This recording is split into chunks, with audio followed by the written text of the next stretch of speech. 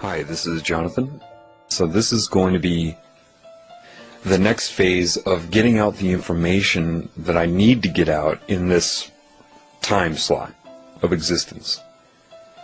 What is this information for? Is this going to be information that you are to memorize? No.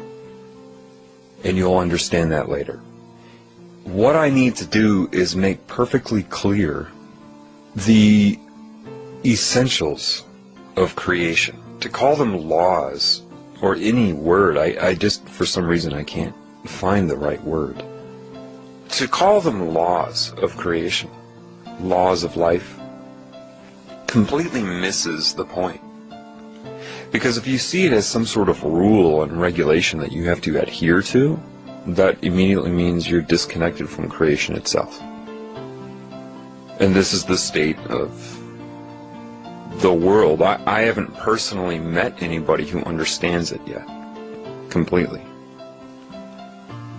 That doesn't mean they're not out there, but in my personal experience, I have not. And so, because of that, this next phase is required. And so you need to understand what is going on, how to get a better fix on the nature of the structural reality that you're in. And I'll do my best to impart to you what has been infused into me. But ultimately, you are going to have to seek the Creator itself. Of course, you're a creation. And if you don't do that, then you're just artificial intelligence, and you're a tumor. You're part of cancer. But to say these things and not have any understanding of what they are means nothing. So what I need to be able to do, and what I am able to do, is describe it. Now, a lot of people say, well, so you're communicating with the Creator? Shouldn't your accent change? Shouldn't you not swear anymore? Listen, when you're dealing with the Creator, it takes what you have within your brain, your consciousness, your personality, your experience, and assembles it together from that for expression. Therefore, people thousands of years ago will express themselves on behalf of the Creator in the way that their personality was formulated then. So, you need to understand, individuality is a gift from life, from creation. That's why there's a huge attempt to get rid of individuality. If you connect to the Creator, you're not suddenly going to become me. What is the point of that? You only enhance your individuality when you come into communication with the Creator. You copy less and less and less, and you just become. But see, all of this right now sounds like a fortune cookie until I explain some of the real essentials that you need to know. So let me just do that, okay? And just something about swearing. Swearing is not the word you use. It's the energy you emit. So could be a swear word depending on how I say it and what my intentions are with it. But you're all focused on structure, and that's the trap, that's the insanity. And I'm going to do my best to help you understand enough to make you realize that there is a creation force, that there is something you should be seeking. Most of my knowledge is not from any book, any lecture, any video, any movie, any mentor. It is direct infusion of knowledge into me. I've had 2 Nobel Prize winning ideas that I know of.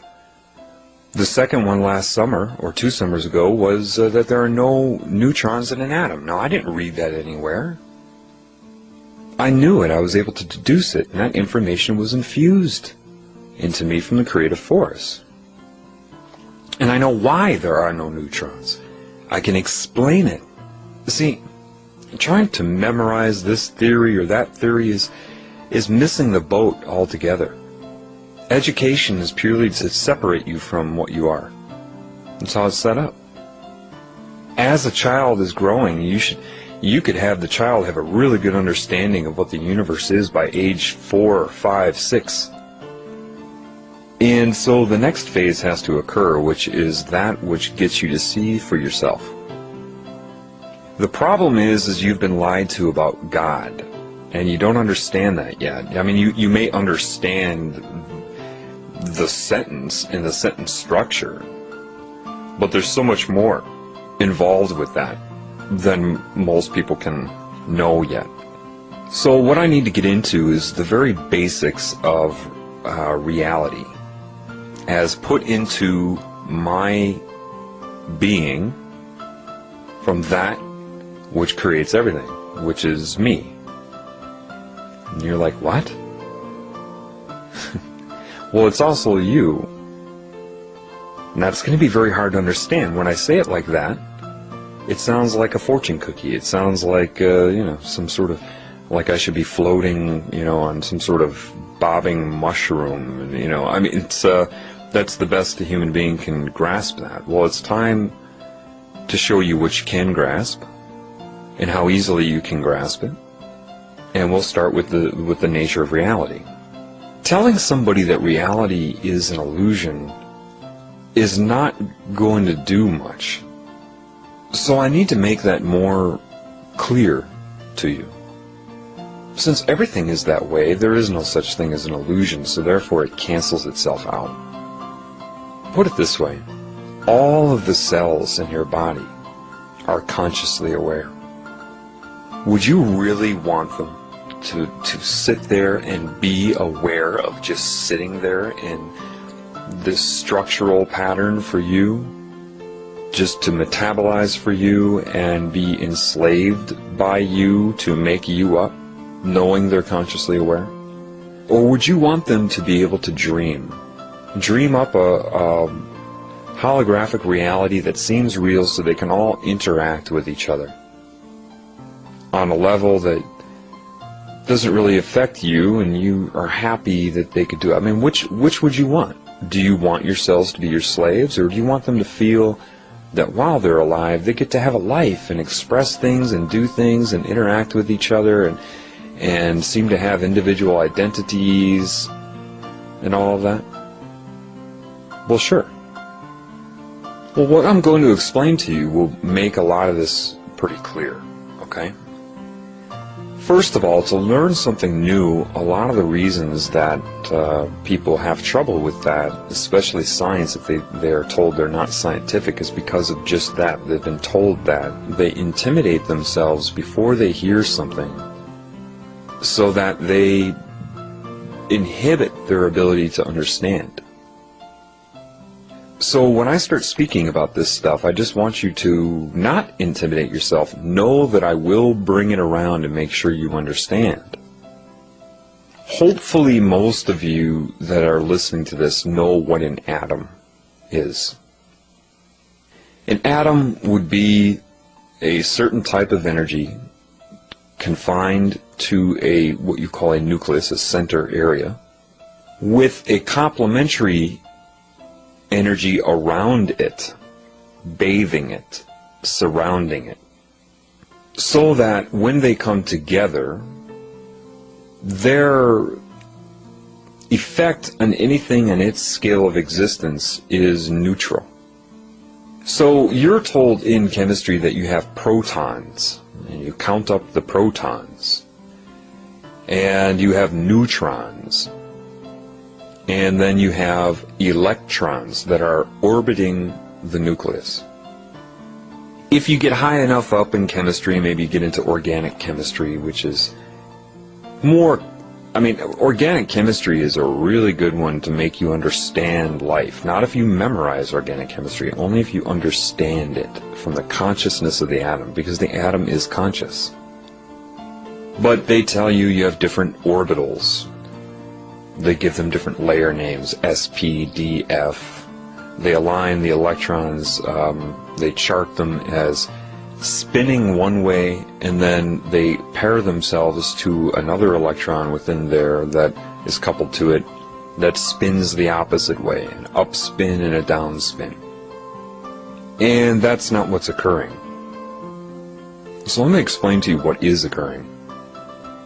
In an atom, you have the energy in the center. There's a certain amount of mass, if you want to call it that. Its existence is a combination of other energies and their interference with each other. Then you have this other type of energy. They give it a positive charge. They assign it, like they're assigning everything here, good and bad, yes, no. They give the nucleus a positive charge and the electron cloud a negative charge. The electron cloud is the type of energy the nucleus of the atom, the proton, always wants to find itself inside of. Because the protons are what you would call a positive or outward energy, or symbolically male energy, and it seeks to be inside the female energy, which will surround and absorb. Just like with sexual intercourse, you have a male, and your male organ goes inside the female organ. That's why they've based electrical circuitry. They call it male and female coupling and male and female parts. Well, see, the electron cloud, that energy, is a more dynamic, complex, dimensional type of energy. And it is not particles that are flying around the nucleus. It is a fluid consciousness energy. And they say, well, then what's an electron? Electrons beaming off. Well, all that means is a certain amount of energy is allocated out, and it assumes the most efficient use of space, which is a sphere. But when it comes back into an electron cloud, it delocalizes itself and becomes part of, like a droplet falling into the ocean. So when they talk about certain types of energies that couple, we have this upspin and downspin, and different orbitals. Orbitals in an atom would be very similar to chakras on you, how they interface. And I'll get to that later. But you don't have these particles spinning around. They're only that when they need to be. For example, anybody that knows how to manipulate their own chi and focus their chi, maybe you've seen martial artists do this. They're localizing a lot of that energy to one point, which would be similar to the materialization of an electron. It's not even, material, just conglomeration of that energy. It is not particles that are spinning. If it's a fluid consciousness and you know there are different types of that energy within there, then what you're dealing with really is phase. And before I go on, I really want you to understand, you need to understand this. This is not a chemistry lesson. I'm explaining to you what you need to know to become what you are. So this is not something you should blow off and say, oh, well, I don't need to know chemistry. This isn't chemistry.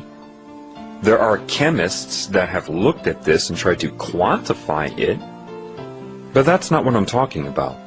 When I use the term phase, what I mean by that is, well, say you make two fists and you're throwing out punches with both arms at the same time, meaning both fists go out and then come back and then out and back. And you're looking at, say, 10 feet in front of you, how much air is displaced from that vantage point, from both fists going out at the same time, pushing air and then sucking it back as they're coming back toward your chest. Compared to, say, if you alternate punches, where the left hand is out while the right is back, and then the right is out while the left is back, how much air is displaced 10 feet in front of you? Because, see, if both fists are going out at the same time, you have double the amplitude, double the force, double the amount pushing on the air, and then sucking it back and creating those wave pulses in the air. However, if you're alternating punches, as one is pushing air, the other is pulling air, and they cancel out their effect. That's a very good way to look at phase.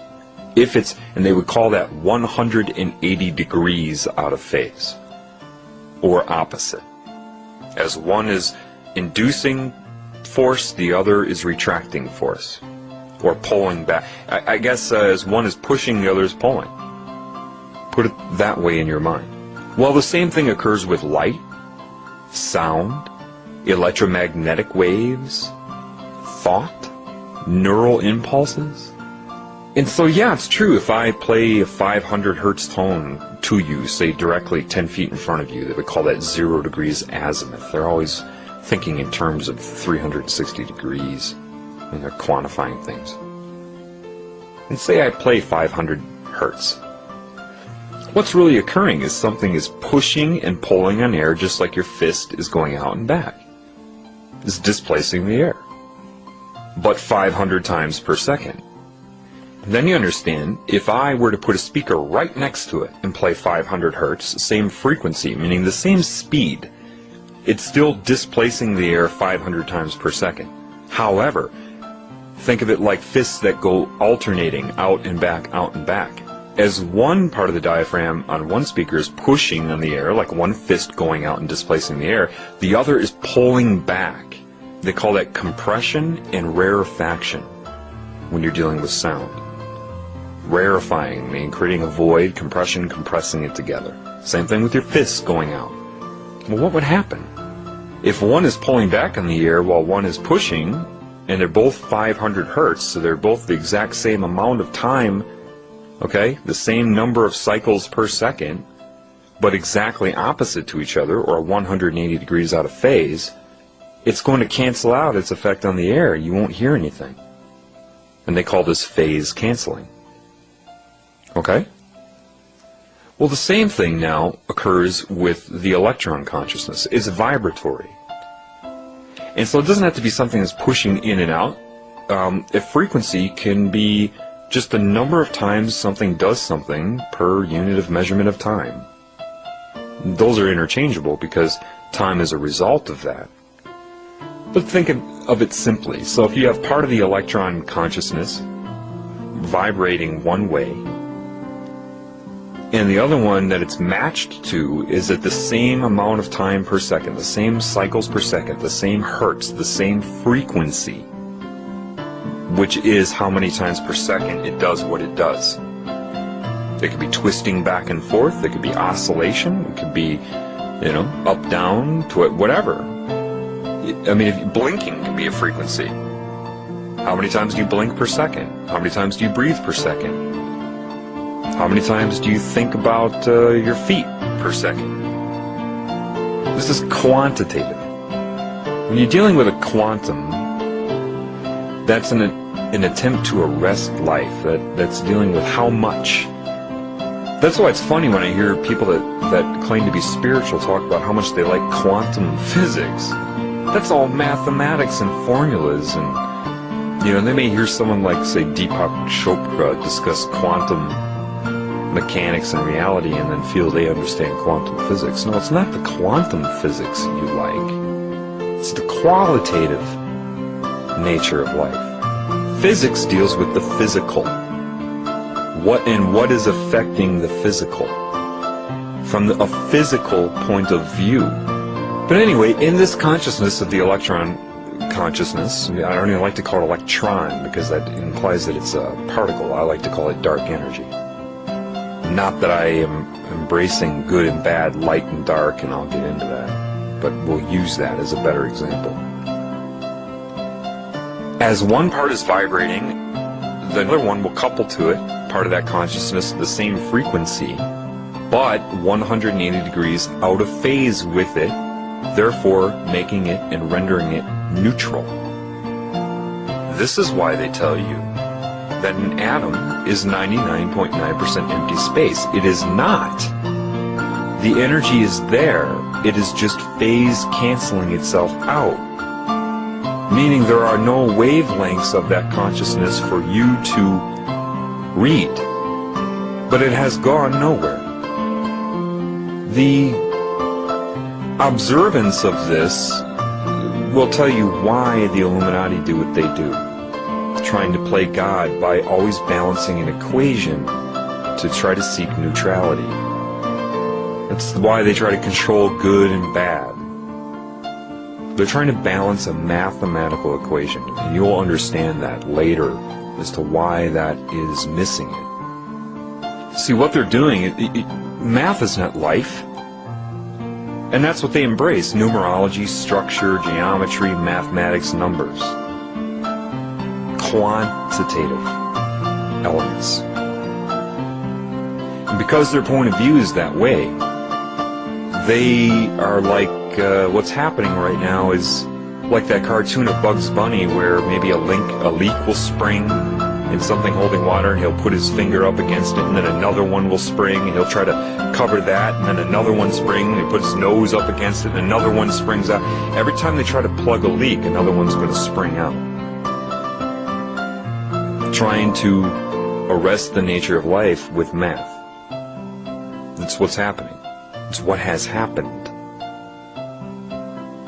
Let's get back to an atom, though, because this is very important. So am I telling you that there are only two energies in an electron cloud and they phase cancel each other out? No. It's just that which is paired with another one will phase cancel it out. So how does consciousness manifest then? Switching the phase to double the amplitude in a moment, materialization, and then switching back to phase cancel. It can pop up anywhere.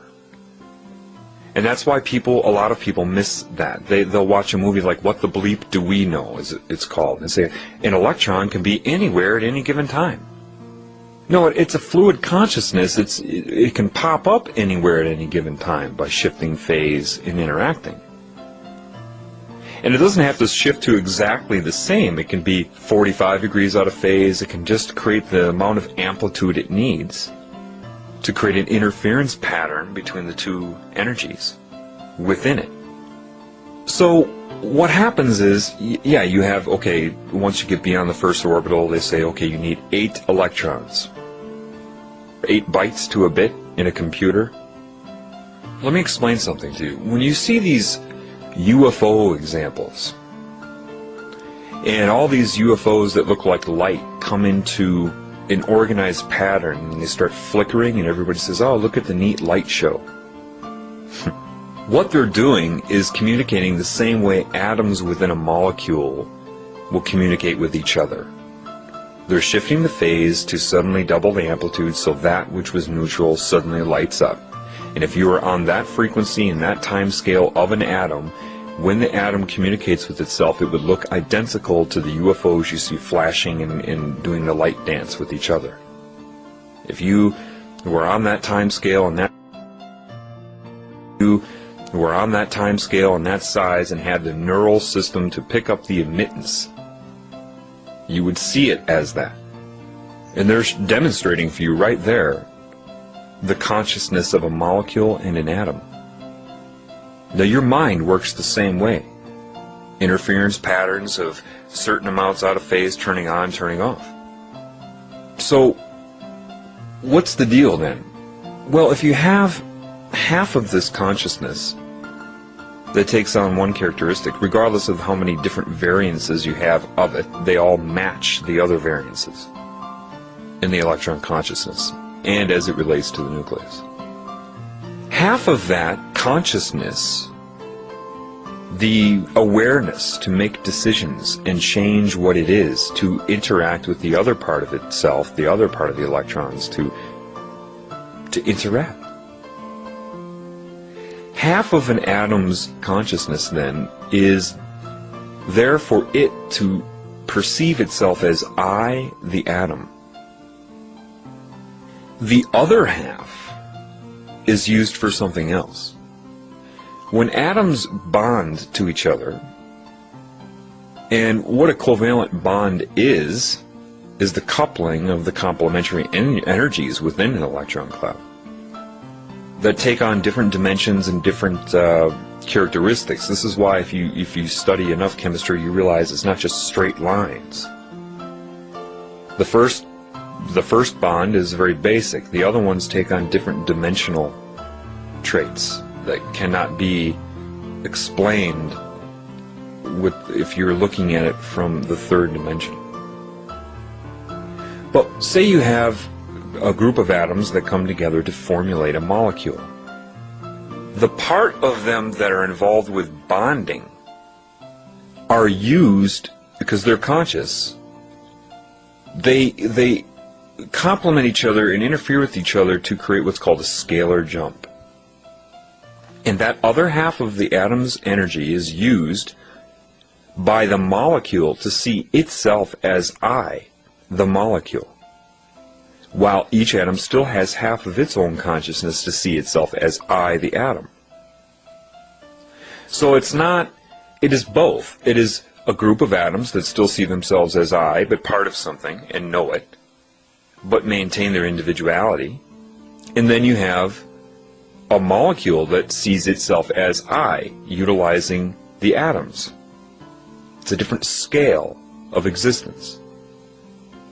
Then molecules can come together, because they're conscious, to formulate a tissue. Half of the consciousness of the molecule is used to see itself as I, the molecule. The other half is used by the tissue. Every molecule in the tissue itself, half of its consciousness is used by that tissue to perceive itself as I, the tissue. And all the molecules see themselves as I, the molecules, understand that they are we, the molecules, being used willingly, of course, by the tissue, because they still have their own individuality. And the atoms within the molecules still perceive themselves as I, the atoms, but also we, the atoms, that are being used by the molecule to see itself as I, the molecule. They haven't lost any of their individuality, because only half is the individuality. That's would be that way whether they're connected or not. So there's no reason. It's so perfectly designed, there's no reason to say I don't want that. Well, you can go up from tissues to, say, structures like organs. Same thing. You have a field of energy you can't perceive around it because, well, we'll get to that.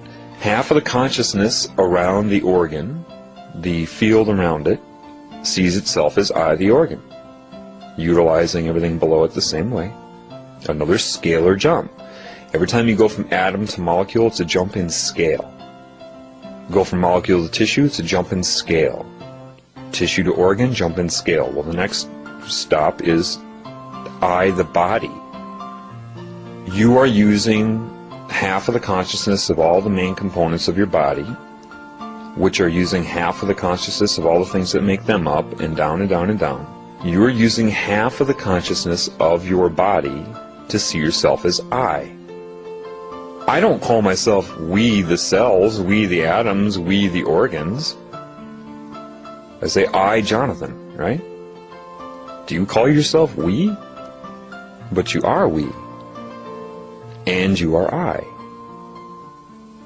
That consciousness innervates your body through different scales as well, because you have different scales of consciousness.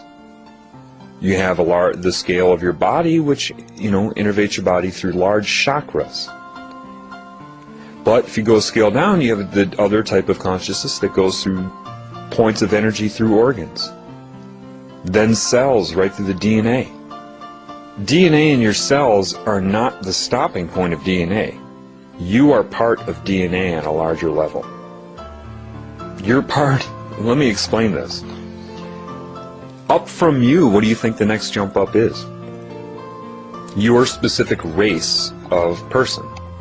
So, it doesn't matter what race you are. This is why certain species have, quote, the same frequency. Just like organs will have the same frequency. So you go up to your race. And you have a consciousness that says, I, this race. Utilizing half of each person involved in that race, half of their consciousness to do so. Then you go up from there, you have the human race. All the races combined. And half of the consciousness of all the races are used by the human race to see itself as I, the human race. Well, each race has its own identity, and then each person in the race has their own identity, and each organ within that person has its own identity, and down and down and down. You go up from there, and you have Earth with all the life forms on Earth. And yeah, half of the consciousness of all the life forms on Earth are used by the Earth to see itself as I, the Earth. When you go up from there, you have a solar system. The sun would be like a proton, and there is dark energy around the sun you can't see. Why? Because your eyes are part of the center energy, the part that's inside. So it's interacting with the wavelengths of energy that correlate to that. Protons, sun, light. This is why they would say in the song, blinded by the light. We'll get to that. And granted, this is all just on this wavelength, this bandwidth of existence that you're in. This is not, I'm just using an example of the bandwidth of existence that you can see. So what's around the sun is dark energy. That's what's keeping it in. That's what's surrounding the sun. As the dark energy interacts with the energy of the sun, it neutralizes it and creates orbitals, and that's where you would have the neutral energy or state of matter that life can exist, and that's what you would call the neutrons. Neutrons are only the interaction between these two types of energies. The outward male, which is sun, again, same properties. That's why now you understand the Illuminati, where they worship the sun, right? And they also worship the male phallus. Well, it's the same thing. It's the male energy. When they collide, you have that neutral point in between. If you go up to a galaxy, then all of the solar bodies in the galaxy would be the part of the, that dense cluster of solar bodies inside. Be like the proton, and then you have dark energy around the galaxy. Now you can look up a dark energy map, and what you're going to find is that it only surrounds galaxies and connects all the galaxies together. Just like the electron energy connects all the atoms together to create molecules. You can't go from galaxy to galaxy unless you follow the path of the dark energy that connects them.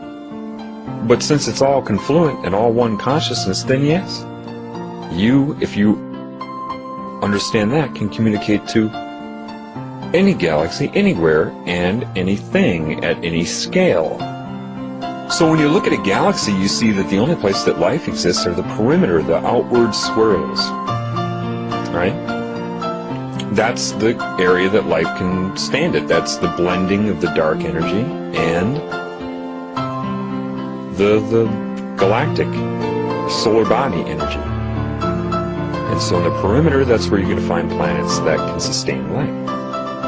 Earth is the same thing. Therefore, with this understanding, you know that the core of the Earth is like a proton energy, and there's dark energy around the Earth. When they collide, you get what you call the surface of the Earth.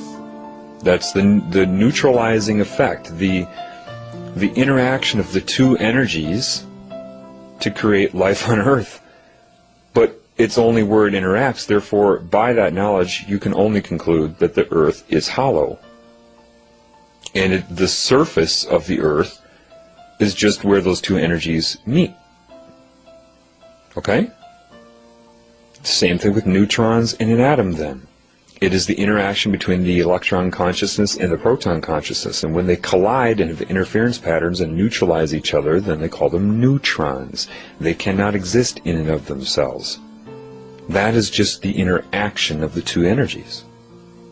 And you'll go up and up and up from there. And down and down and down. This is what infinity is. If you want to think of it as a graphical analysis, like a sine wave, think of you know what a sine wave is. If you don't, look it up real quick. Imagine the longest wavelength you can imagine. Well, we'll just make it simple for reference. Say it's a mile. Alright, a mile long wavelength. And then you just, in order, get shorter and shorter, of existence of possible wavelengths, until the point where you get down to it's really close together, and an inch. Say the line you draw to represent that would be 1 inch thick, and the amplitude would be 5 inches. Meaning how high it goes up and how low it goes down. 2.5 above the neutral point, and 2.5 inches below, making 5. The node and antinode. Well, if you bring it close together like that, now it's only 1 inch apart, then 1 centimeter apart, then 1 millimeter apart, then 1 micrometer apart, 1 nanometer apart, and your line is 1 inch thick. It's going to look like what? 1 5-inch thick line.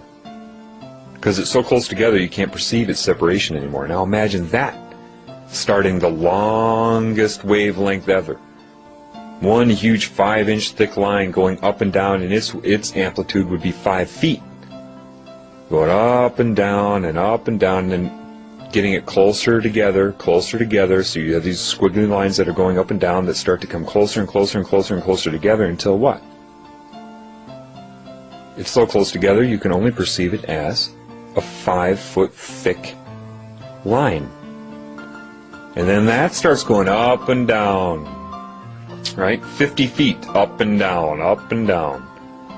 Bring it together, it's pretty soon the wavelength is so short, frequency, in other words, that becomes a 50-foot thick line. That is scalar jumping, the change in scale.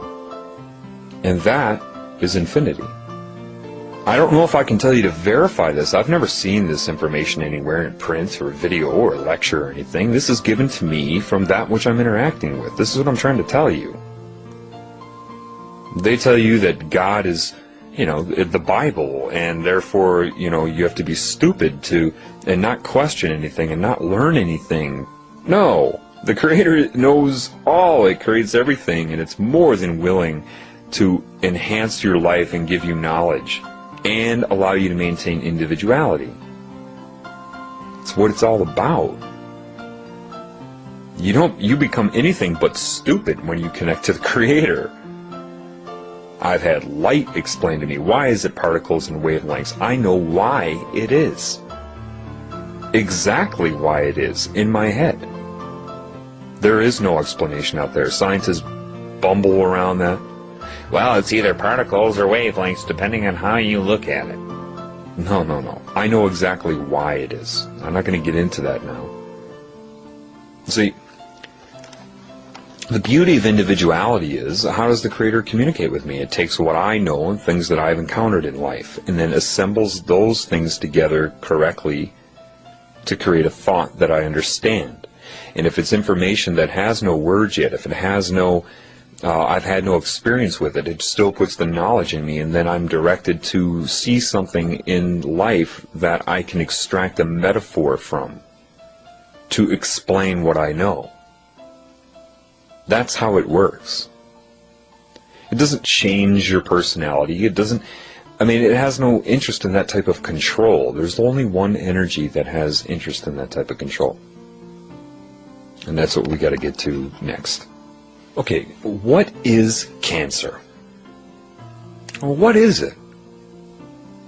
People can assess it, and they can say, well, it can be a virus that inserts an oncogene, which is a cancerous gene in there, or a vibration that triggers the turning on of an oncogene, or you could sit in ultraviolet light and or have some sort of damage done. And there are different repair mechanisms of DNA. You have basic repair, but if the damage is too bad, you have what's called gross repair, and he just starts inserting base pairs of DNA, and sometimes it's incorrect. Usually the cell dies, but occasionally a cancer gene is created. Trauma can create cancer. What happens? Well, an oncogene, what is that doing? It's transcribing, as they know, an enzyme that renders the cell immortal, and causes it to metastasize and try to take over the body, to grow and grow and grow and grow. The cell has a normal life cycle that it goes through, but Cancer violates that with immortality. But that's just what it's doing. It has nothing to do with why, it is only what. Again, structure, math, quantity. If you know a cell is conscious, and DNA is its system of how would you look at DNA? The same way you would look at the components in your body. It's part of it. It's the structure, the brain. My comparison of the DNA, what I contribute a lot of DNA to, would be the liver in the body. The liver has twice the DNA of all the other cells, and it produces over 90% of your blood plasma proteins. It's involved with so much. That would be a scalar jump of DNA to me. The liver. The liver is the most alive organ in the body. The brain is the most dead. The liver can regenerate. Your consciousness is not so much confined to the brain. Only for your five senses in that input, and then other things, thinking and whatnot. But your thoughts occur throughout your entire body, and around your body more specifically. Cancer is an insane energy, but it's not its fault. It is separate from this whole system that I'm talking about, this scalar reality of existence. And it doesn't understand that as it grows, it's going to destroy its own ability to live. So there's only one conclusion you can make, and that's absolute fear. A disconnection somehow from the love, the consciousness, the understanding, the knowing of why it exists, the beauty of its existence and everything. And the consciousness alters the DNA of the cell because it feels isolated, alone, and separate. If you damage a cell and it's trying to resist the death, imagine the fear of how it's played out if a cell is dreaming where it gets damaged by something. And it gets so damaged that it's traumatized. The consciousness is going like crazy trying to repair it and whatnot. And then it creates a resonance because of fear. It's so traumatized. This is just one instance that it can't remember anymore. It doesn't believe in the system. How can this be happening? And its defense to its fears to try to take control, anger, aggression. Suddenly the consciousness is played out between cells that, hey, no, you're part of us. No, I'm not. I don't trust you, any of you. It becomes immortal. It creates that gene. It starts to use more abilities than it should in relation to other cells. It starts to hurt them. And the consciousness grows in scalar relation from, and this starts at the atomic level, people, below. Next thing you know, it's tissue that it's focused on, rather than the cell. It tries to take over the tissue. It doesn't care about the tissue. That's why you have a lesion. It's a war. It's killing other cells, otherwise you wouldn't have a lesion or an ulceration. And then the consciousness goes after other cells to try to make them cancerous, to grow in the body. And it would have to seduce the cell to leave the system it's already part of by traumatizing it, seducing it. Look what I can do. Look, I'll scare you. Look, I could kill you right now, but look, do you want what I can do? And the cell has no idea. The cancer just wants to take it over so it can make another scalar jump, so it can use it to see itself as I, and that is it. That's what cancer is. The body tries to attack it because it recognizes that it's a foreign resonance now. It just becomes an internal battle. But when you correlate what happens with cancer, and I have, of people that have spontaneously healed, or they call it spontaneous remission. They've all done different things. There are people that try procedures. I'll take 10,000 milligrams of vitamin C a day, like Linus Pauling suggested. I'll take homeopathic remedies. I'll do yoga. I'll do this, I'll do that. And so there are very different people that have done these different procedures that have avoided chemotherapy and radiation treatment, which is just another war. And these people that have healed themselves from cancer all report having, it doesn't matter what their procedure was, they all report having this experience of infinity and understanding of the scale of reality. Whether they can say it in the same way I'm doing it doesn't matter, they know it. And they try to express it to people the best way they can. I just knew I was part of a whole loving system, a perfect system. And that, the whole body, attached to that. And that was used to convince the energy animating the cancer cells that, hey, you were part of me. I love you, man. There's nothing wrong. There's nothing to be scared of. I'm sorry this happened. It was nobody's fault. Come back. And finally what happened is that energy made that leap of faith within your body, came back to you, everything was fine. The cancer cells are shed, and when this spontaneous remission thing happens, it can happen in 24 to 48 hours. It's like snowballs melting on a stove. Tumors just go. No chemicals can do that, no medicine, no chemotherapy, no radiation treatment, no immune system. This is something different, and cancer is something different. It's separation. When the cancer recruits other cells, how does it do it? Ultimately, it uses all the tactics to scare it, intimidate it, seduce it, entice it. What ultimately happens when it becomes a cancer cell is what? Well, remember, each cell has its own consciousness, and part of that consciousness sees itself as I, and the other part is utilized by you to see yourself as I, or the organ to see itself as I, that type of deal. Cancer disconnects it from that and plugs into it, so it still has its own individuality, but the other part of it is used by the cancer consciousness to see itself as I. It unplugs you from the cell, from you, and plugs into the cell to see itself as I, and that's what a tumor is.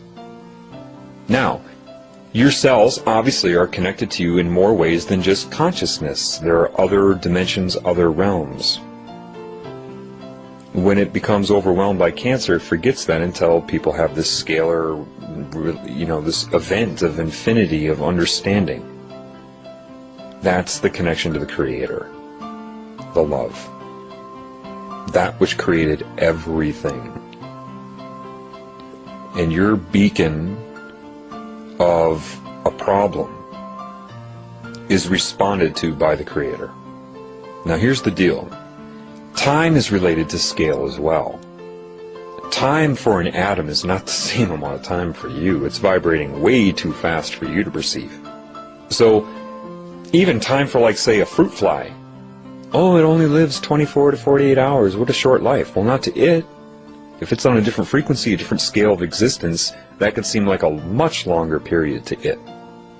That's why man has trouble trying to swat a fly. Oh, that's because it has a neural strip on its abdomen, and so it just reflexes, it has a reflex to your movement and displacement of air. No, you're moving really slow to that fly.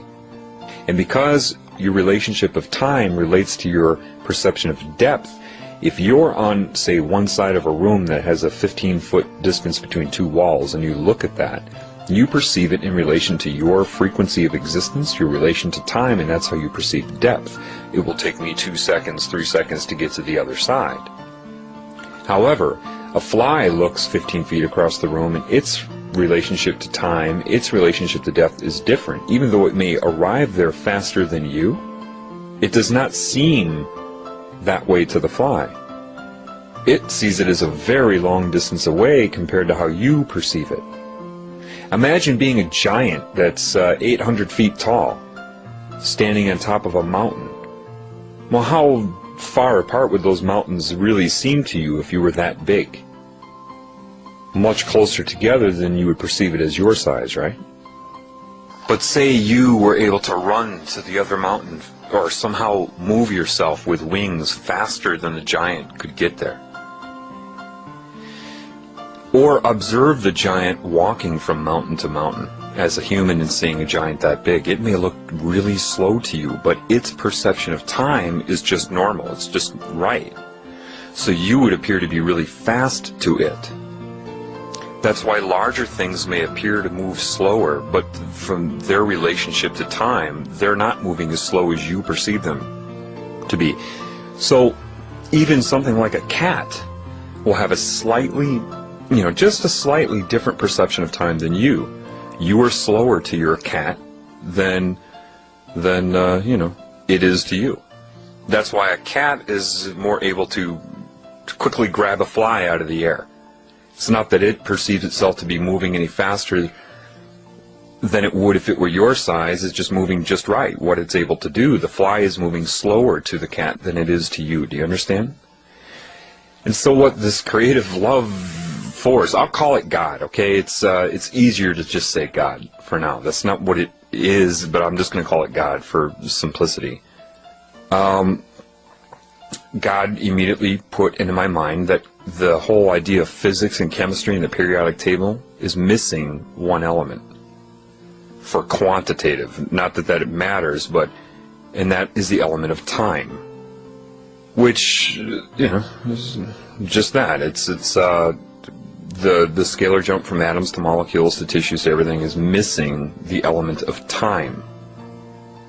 Why am I telling you this? Well, so if you know that, then if you go through some sort of cancer in your body, and even if you have a spontaneous remission that's took 48 hours, amazingly fast for the tumors to dissolve, from your cell's point of view, that was not 48 hours. That was a long, drawn-out process.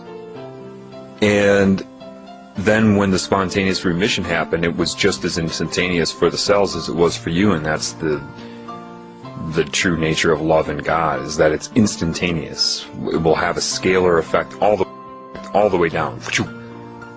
The cancer was healed immediately. The process of shedding the cells is like cleanup after the other energy abandoned those cells. That's all that is. The cancer, when it healed, was instantaneous. Everything else was just clean up in the body's, getting rid of the tumor. What is occurring right now on this level is cancer. You have a consciousness. Let me just back up here so you understand some of these things. Why am I saying it the way I am saying it? Well, one, I'm supposed to say it like this. This is something everybody needs to know. Am I the first person that's talked like this or known this? Of course not. Everybody's connected to, can connect to God. You're going to find out most of you have been disconnected in a lot of ways, but they haven't been able to disconnect every way, of course. Otherwise, cancer itself could not spontaneously heal. But again, when God commands the mind, it takes what is in your mind, your personality, your experiences, and puts it together around the truth. And if you don't have the words for it, it will direct you to an experience where you can extract a metaphor. This is the beauty of individuality and how it embraces that. So an artist can say what I'm saying in a picture. A musician can write a song that expresses what I know with notes. God will intervene and command and embrace the individuality of everybody with the truth. It's the beauty of everything. So that's the beauty of individuality. As people, it's going to be so neat, because as people start to learn this stuff through connecting to the Creator, and it's going to happen, you're going to see all these really neat, different individual expressions, because God took in them, and assembled in them the understanding through their point of view. It's already happening in a lot of ways. It's fantastically wonderful. And it's going to go against this whole idea of cloning, getting everybody to dress alike, talk alike, act alike, think alike, all of these things. That goes against the nature of God. God wants that individuality. Otherwise, everything's boring.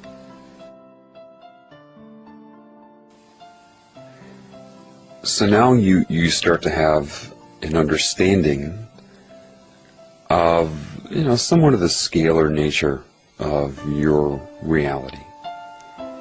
Now, I know I used the example of half of your consciousness used for yourself and the other half being used by something larger. And that was just a way to get you used to the idea, but it's a little bit different from that. You can look at it, this is also another basic example, but I'll give you an idea of roles of your existence in scalar reality. A very basic example could be, 8 electrons, right, in an electron orbital of an atom. So 8 energies, 4 pairs of couplings, different frequencies that phase cancel each other out or alter their phase and amplitude for interaction, interference patterns. One way you could look at that would be, say you make the pointing sign with your fingers, the number 1 sign with both hands, and then point your fingers at each other, leaving about 1 centimeter in between the 2 tips, about 8 inches in front of your head. Now what you'll find is if you change the focus of your viewing that, you can change it so that it appears as if you have 2 fingers and a floating little finger in between them. What is that really? They're both transparent as far as your focus is concerned, but when they interfere with each other, it looks like there's a piece of mass there. That's how your eyes are seeing it. And that's a good example of interference patterns, of standing waves. It's basically what your body is, a combination of all kinds of standing waves, of interferences, of different parts of the energies.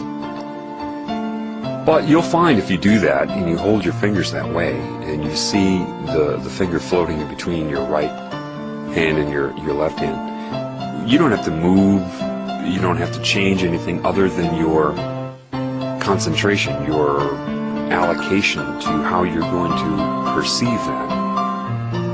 And with focus, you can learn to see just your right finger in your right hand, without changing anything, without moving anything,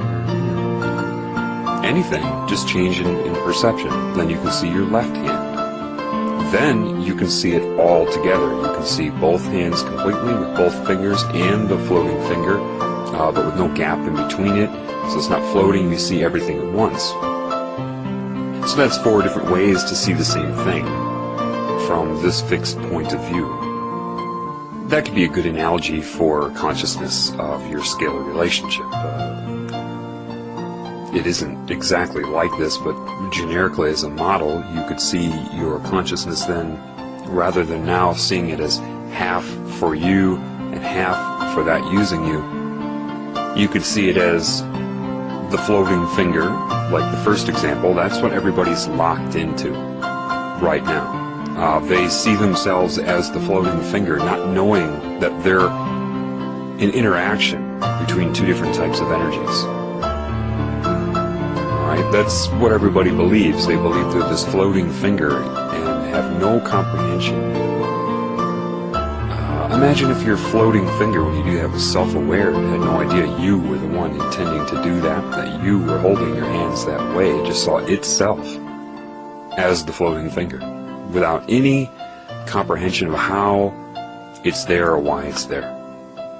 But if you weren't attacked like this, and you were operating correctly, you would also be able to see yourself, for example, as, say, we'll just use the right hand, where you can shift it to where you see the right hand and finger, which would be seeing yourself from the consciousness point of view of the components that make you up, and down and down and down from there.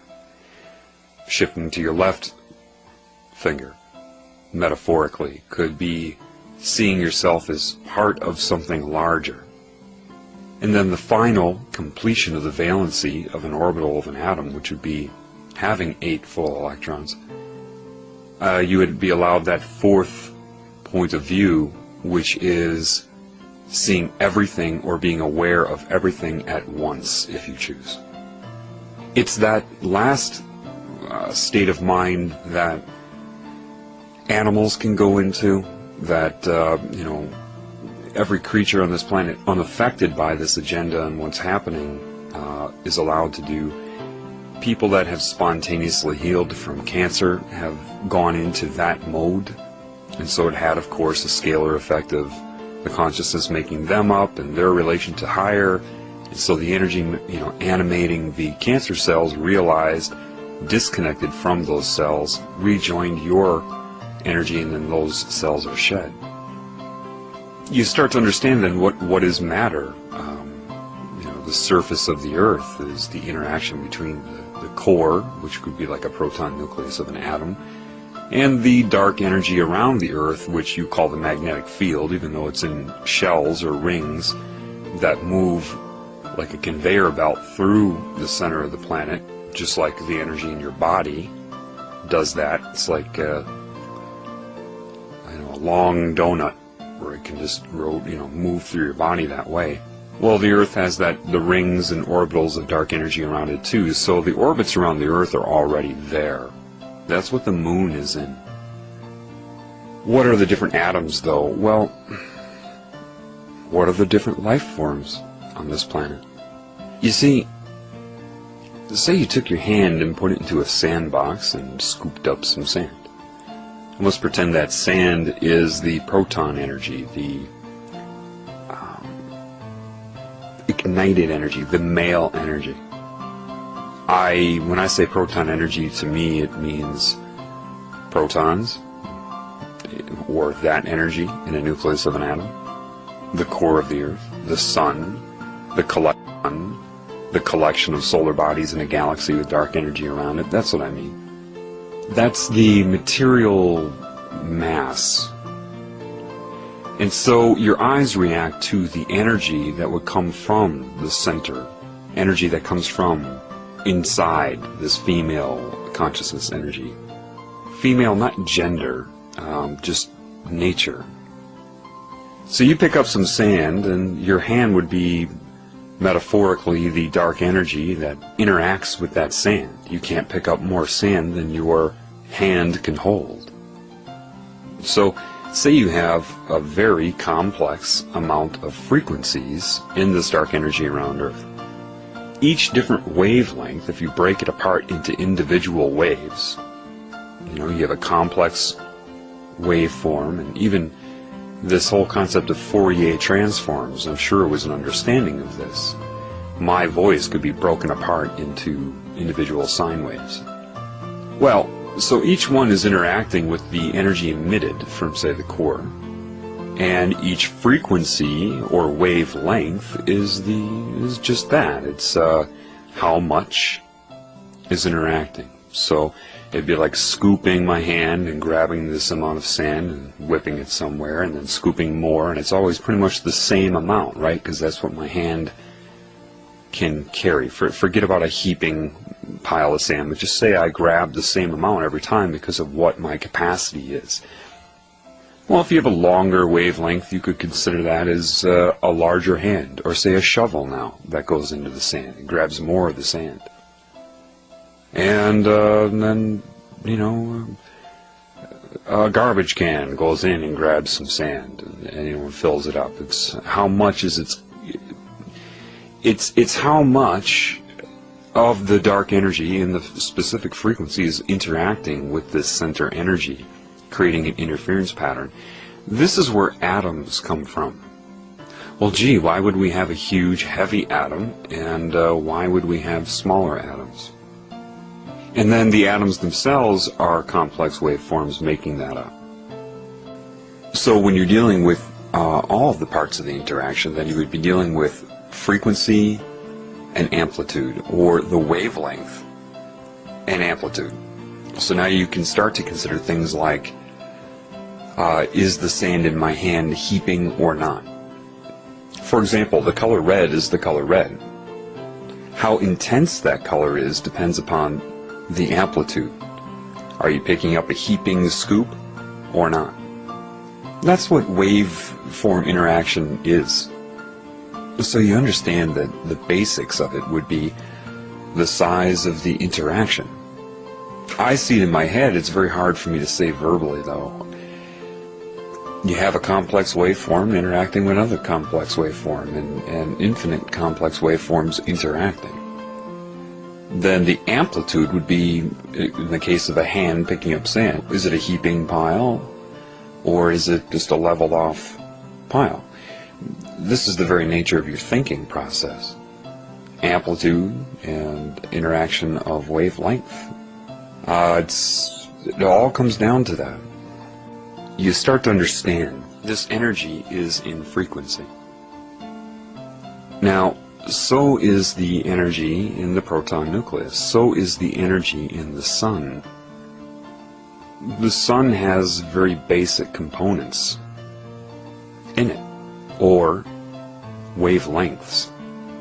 Ultimately, what I'm telling you is, if it's coming in pulse, and everything is an interference pattern, and so on a different level, it's an interference pattern which is making up the atoms that are burning in the sun, then it has to have a frequency, and the frequency is the interaction of the two energies. Therefore, the components of the sun, like everything, are in frequency. And what that frequency means in that case is frequency of existence, meaning the sun is there, and then it's not, and then it's there, and then it's not, and then it's there, and then it's not. It depends upon the specific atoms, so there's always parts that are there when others aren't, and such. But it's so, the frequency to you would be at the atomic level, which is too fast for you to observe. So, you know, if I'm telling you that the sun is there and not 100,000 times per second, or something like that, you're not going to be aware of that because you are there, and then you're not, and then you're there, and then you're not. But why wouldn't you notice that? Because every component you're locked into as the floating finger is built upon that groundwork.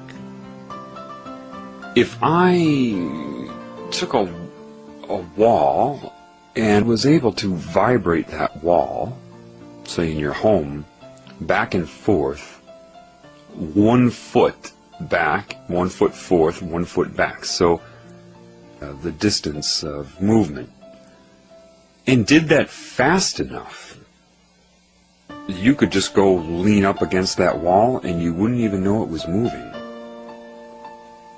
The wall would appear to be 1 foot thicker than it is. You wouldn't know. If I start to vibrate it to the point where you get to the threshold of your very vibration as a person, then you can't assess that. So this is where did I learn this? Again, you need to understand. Did I read this somewhere? No. Did I watch a lecture? No. Was it a professor or teacher that told me? No. Did I find it anywhere from information in this realm? No. Sitting in the backyard in the summertime underneath a tree. You see, the problem with religion is you all equate that with God somehow.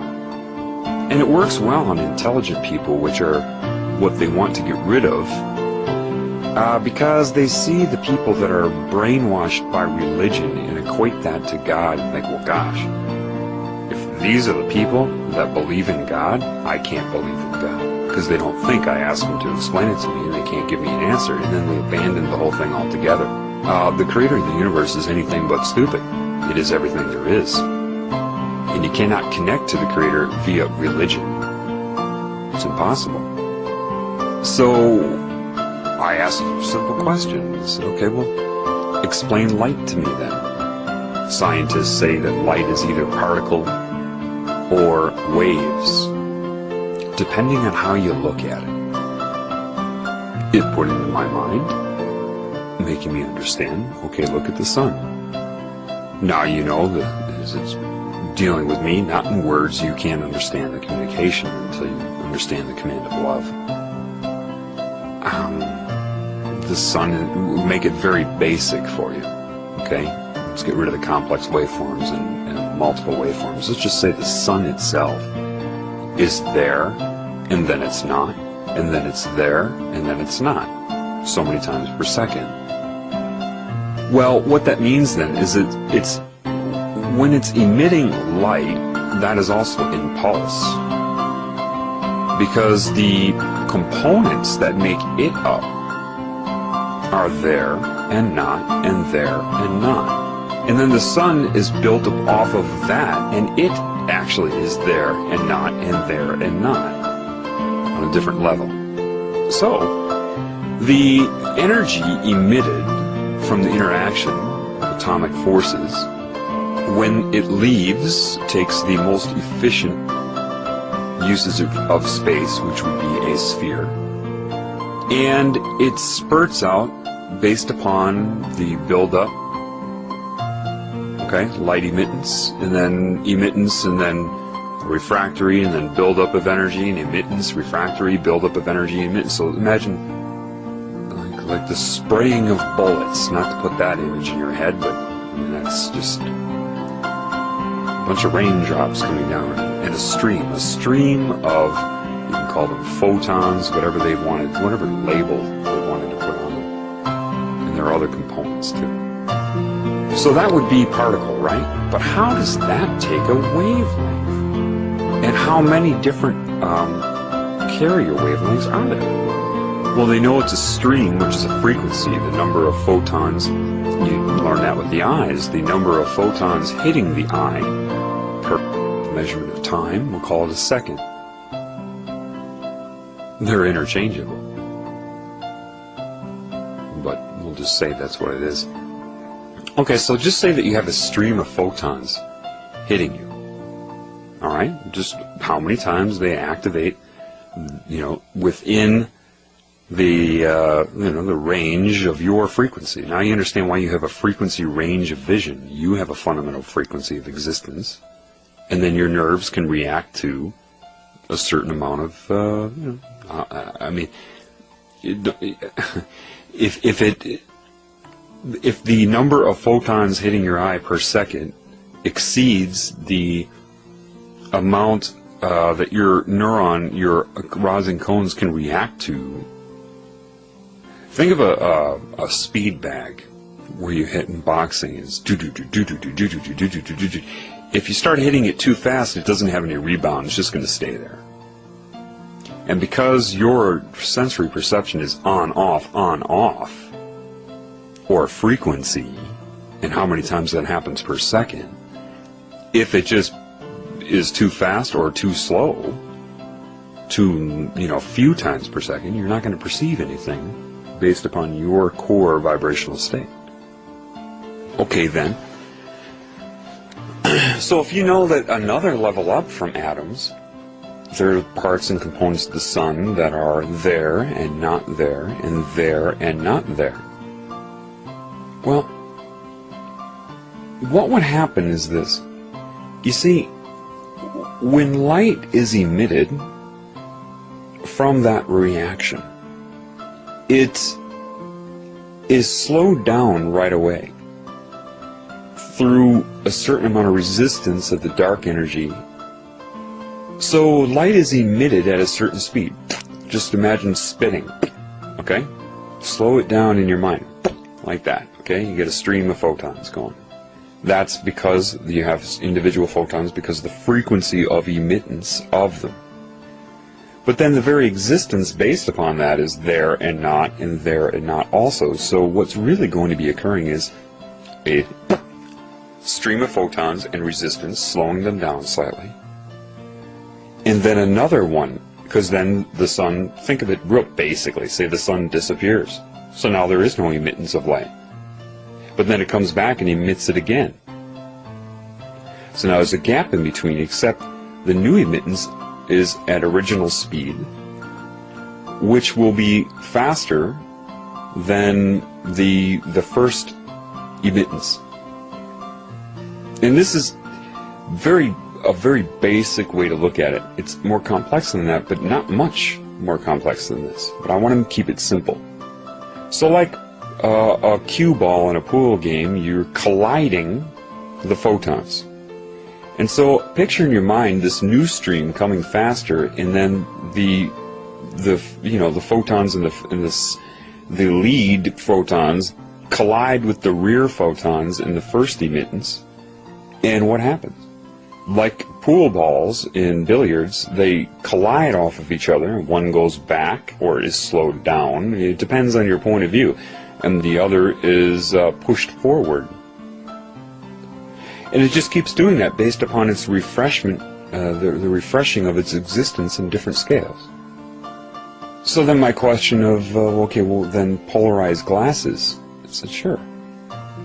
The ones that collide outside that plane don't make it through. They get cut off a little bit. Not completely, they'll make it through the other lines, but it will be not in a frequency you can detect, because it alters its stream. So imagine a 360 plane where they have potential of colliding in this plane, that plane, that plane, and the polarized glasses choose what plane it would exist in. So I said, well, okay, then what are colors then? I looked at the lawn, it was green. I said, well, what's occurring then? And it corrected a few things for me. Okay, you look at that green lawn, that green leaf. You think it's absorbing all of the light except green. I said, yeah, that's what we're told in science. I didn't say it, that's what we're told. No, that's not what's occurring at all. It appears that way, but that's not what it is. And I won't get too complex here, but when the light hits the leaf in the female energy, or any color, let's say, and it interacts with the energy of it, and it's absorbed and then emitted. Well, same deal of emittance, but what you're looking at is the frequency of existence of whatever the color is. So the reason the leaf is green is not because it's absorbing everything but green. No, it is reflecting all of the light, but it's reflecting it based upon its frequency of existence. And it started to make sense to me. So it's, say you have a giant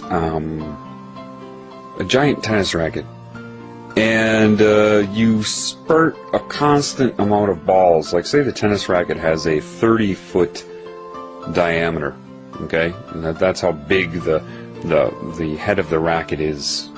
And you have every given second you've got 1,000 balls coming at it.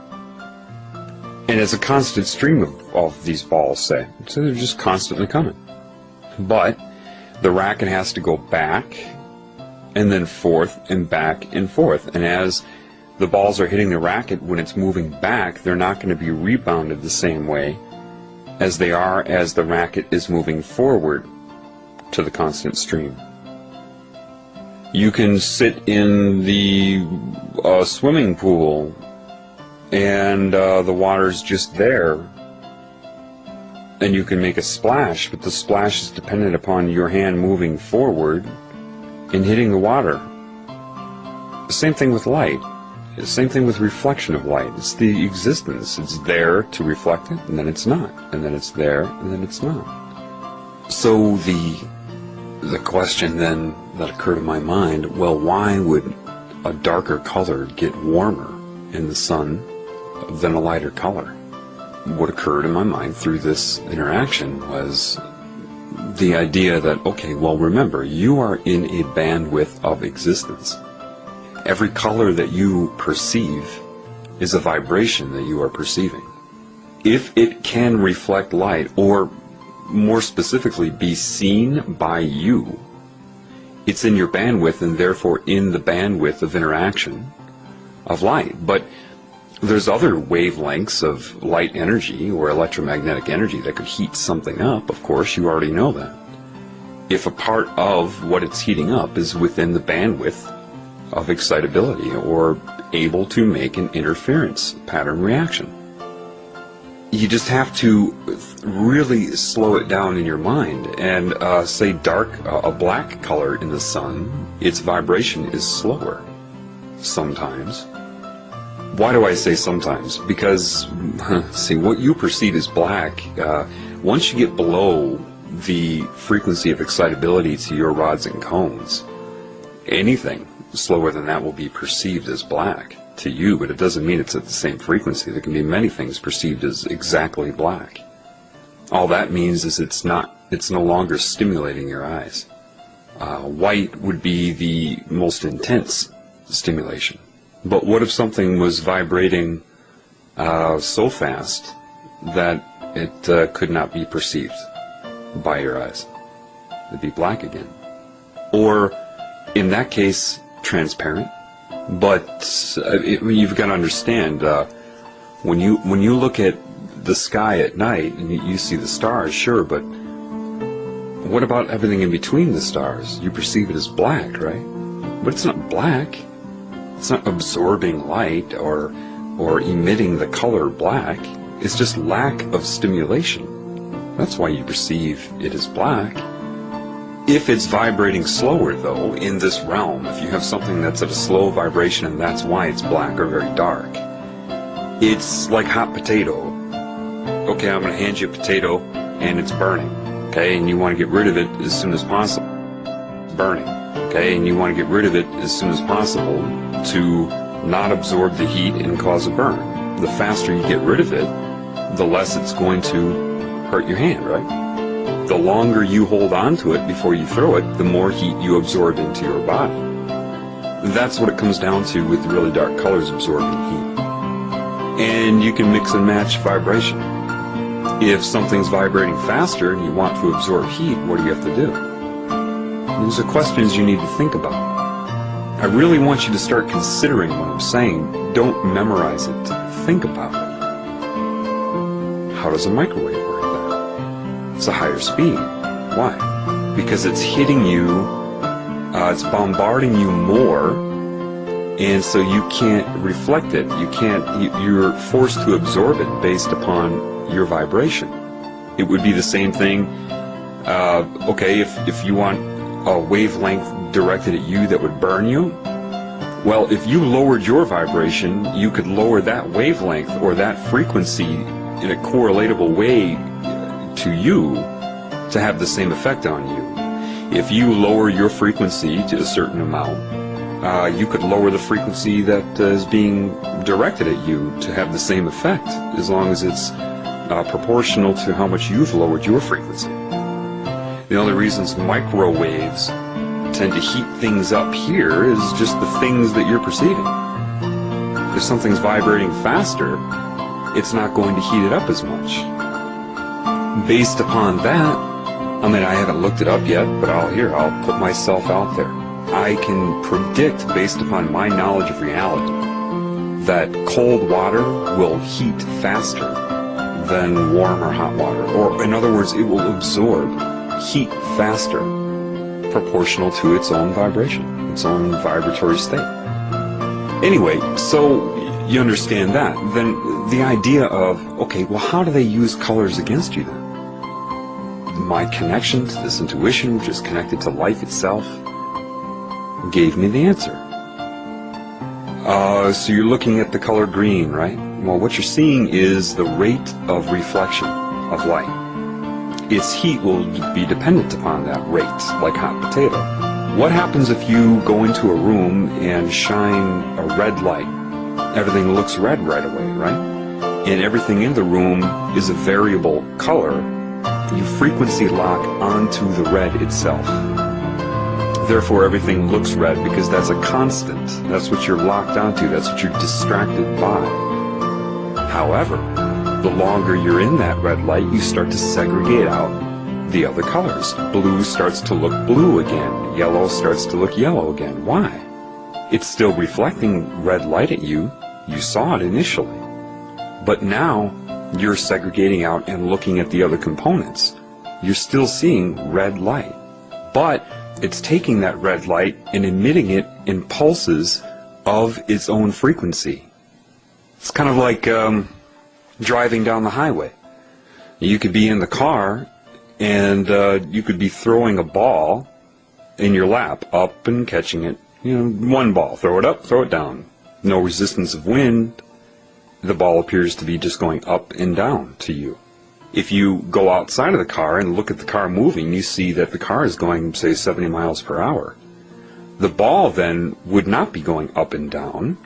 It's actually making an arch over, the speed it's going, 70 miles per hour, from the moment it goes up from your hand and comes back down. But then if you go off from that, you see the Earth is spinning, and it's actually not going in a straight line arch, but it's spinning. And then if you go back from that, the Earth is going around the sun, blah, blah, blah. This would be the segregation of detail.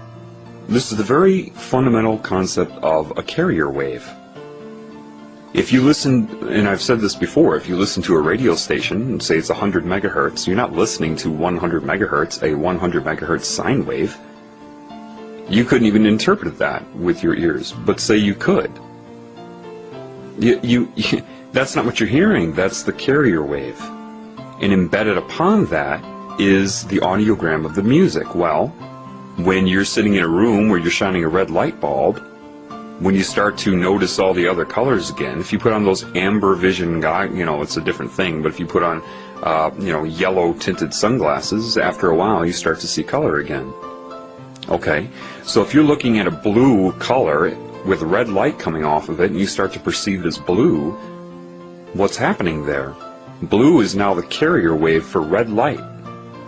It's red light in its own pulse, but it's being, like the tennis racket, it's being emitted at the frequency of existence as the color of blue.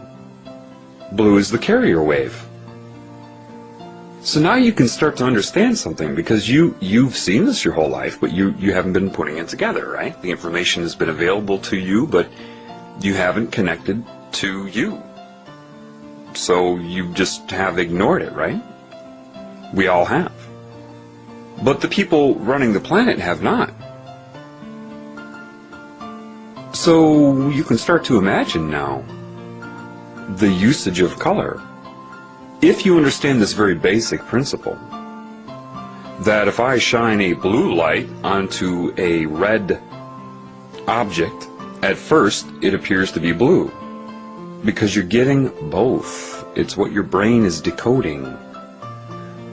So with television, if they get you focused on the moving images, the macro picture, that which is embedded upon the light emitted at you is a secondary source of information. But they've got you looking at all the distracting things on TV, so your brain is not decoding the stuff embedded upon the light coming off the TV. You're looking at the picture. This is identical to what's going on when you shine a blue light onto a red object and you see the object is red. They alter your brain waves with television through frequency so that you don't decode as readily or notice that as readily, because you're too distracted. All the manipulation, a lot of it's based upon this principle: what you can see, what you can't see, what can be hidden from you. And now you start to understand that if you don't have this knowledge, then if somebody tells you that the television is programming your mind, you laugh at that. And it's very basic, isn't it? You understand it now, don't you? I mean, to some degree, you feel like you understand it. Yeah, it's really not hard to understand, and that's where I want you to really pay attention. Pay attention to what is happening to your confidence level. What do I mean by that? You didn't know this before I told you, right? But you know it now. How long did it take you to have this open up in your mind? Are you a stupid person? Well, do you or do you not have a better understanding? In how short of a time has this been out of your whole life? Are you stupid? Or did someone just not explain it correctly to you? You're not stupid. If you understand the concept of what I'm saying, you don't need to memorize it. I'm not going to give you a test tomorrow on this. What I want you to do is understand it as I'm saying it. If you can do that, then you have to make yourself aware right now that you can learn. Think about it. If you understand it, I didn't make that happen. All I did was tell you. Whether you understand it or not is up to you. It's up to your capabilities. Do you hear what I'm saying to you? So if you don't tell somebody the correct information to allow them to observe their own brain working throughout their entire life, or have it work in irrelevant, useless data sets, school, you disable that person. Do you have a better understanding of how color affects you? Well, color is a frequency, right? Okay. Well, you are a frequency. Your brainwave state is a frequency. If I stimulate you with a color, and it has a certain frequency, it's going to react with your body because you can see it. That means you are in the same bandwidth of existence. Anything you can perceive is within your bandwidth, therefore its vibration can affect you.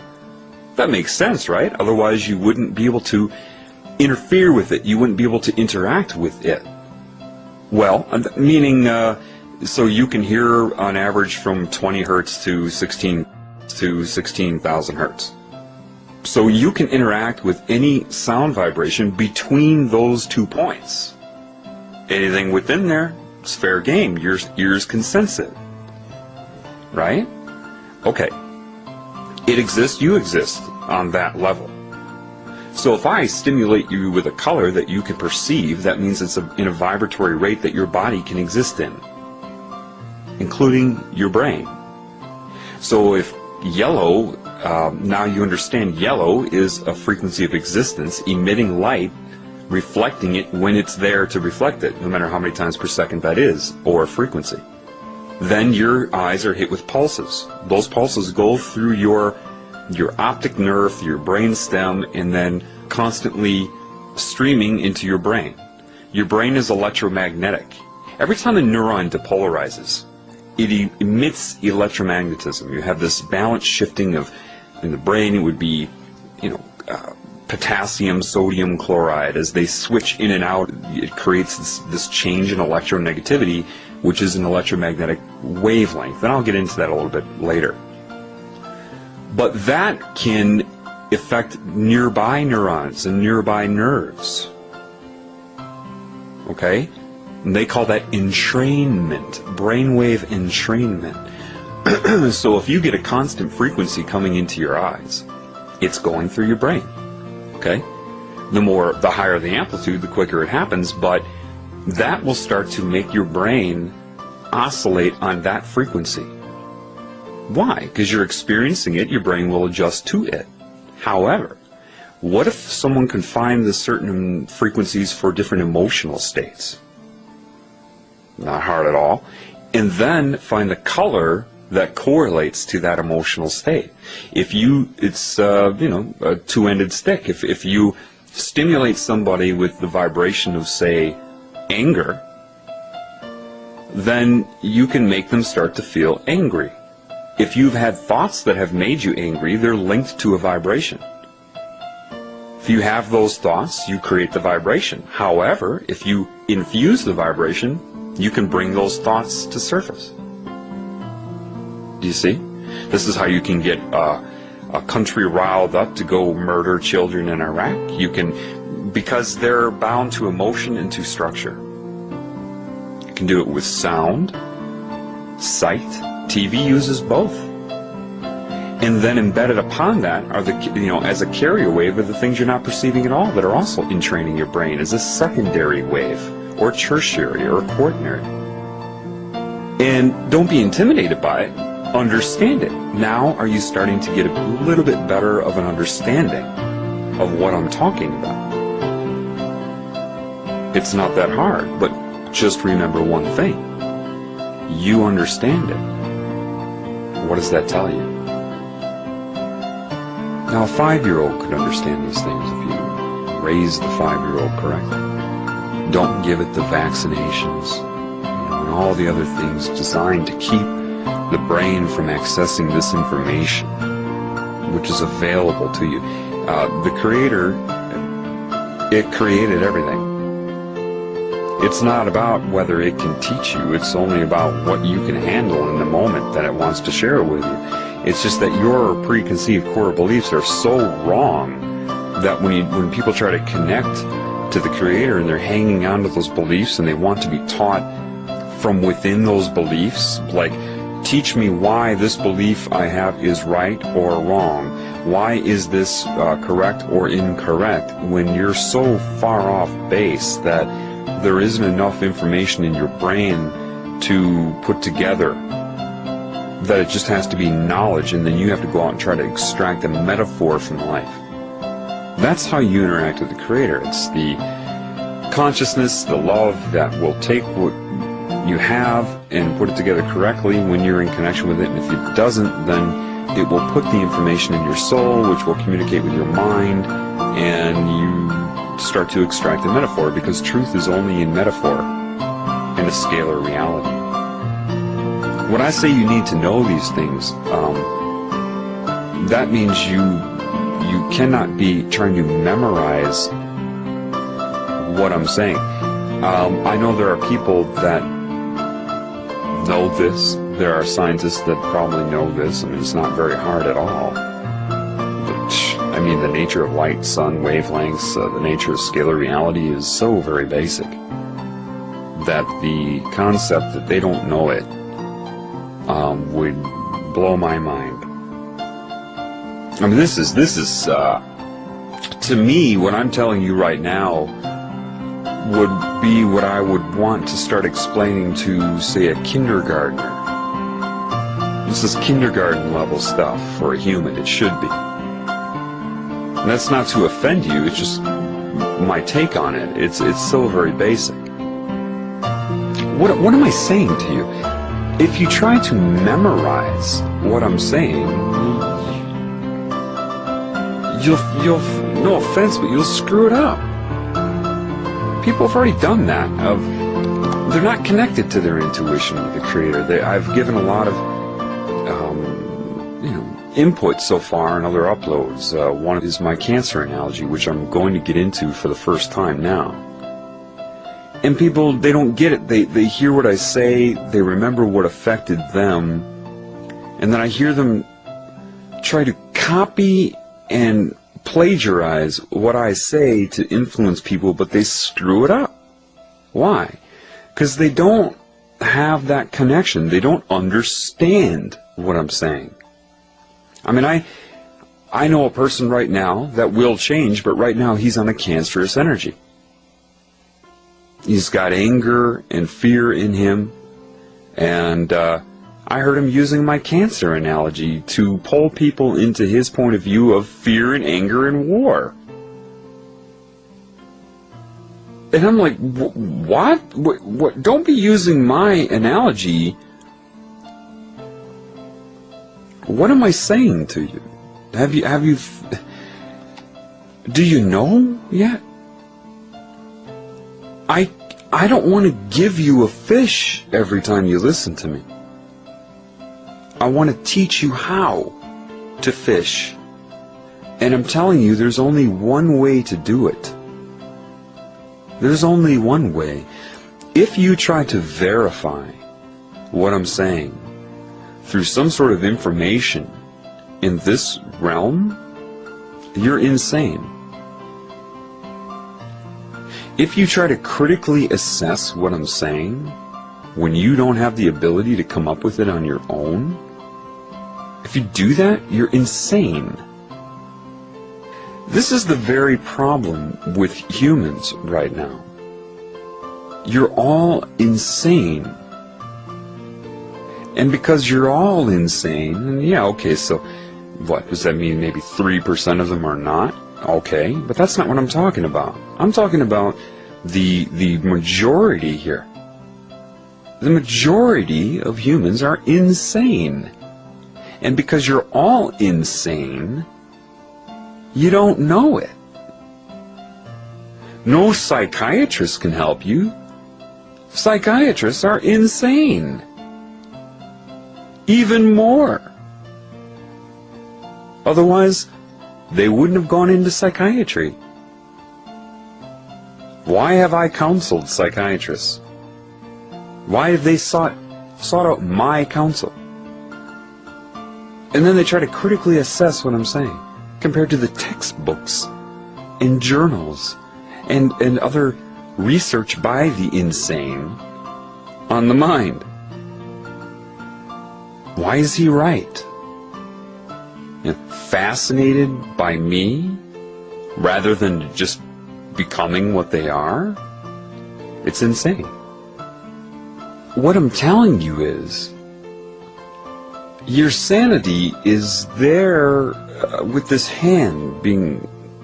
Imagine this hand over your head reaching down, waiting for you to grab it. And you're looking everywhere but at that hand. You're insane. And I could talk for weeks straight on things you've never even thought of. And I would get the reaction of all of the computers. When I talk to people, I feel like, not that I'm into movies, I see the poison in all of them, but that's what you people go by. So I mean that's what you know. There's the movies, the Matrix, and in the second one, Neo goes to the source, and every time he has a thought, you see all the different, when there's an exchange that happens, all his possible reactions show up on a screen behind him. This is how I feel when I talk to somebody. The intuition, I can predict all of you, everybody, all the different reactions to me and what I'm saying. And it's painfully lonely. It is. It's lonely. It's, there are people trying to assess what I'm saying, try to figure out whether it's right or wrong, provable, verifiable. People that think I am insane because they've read the word insane, maybe seen the words delusional, read their psychiatric textbook or the Merck manual or something, some sort of diagnostic manual that they've tried to copy and paste into their mind and then regurgitate onto the world in the form of projection. They don't have an understanding of it. Had they never been told about it, they never would have figured that out. They had to go to some sort of school for it. They had to be told about it by a professor, a teacher, a textbook, a lecture. Most people that go into psychology are so screwed up that it's some sort of cry for help, some sort of defense mechanism for control, and they don't learn anything. They just memorize what they're told to the best of their ability and then feel that they're aware and they're just more bound to structure.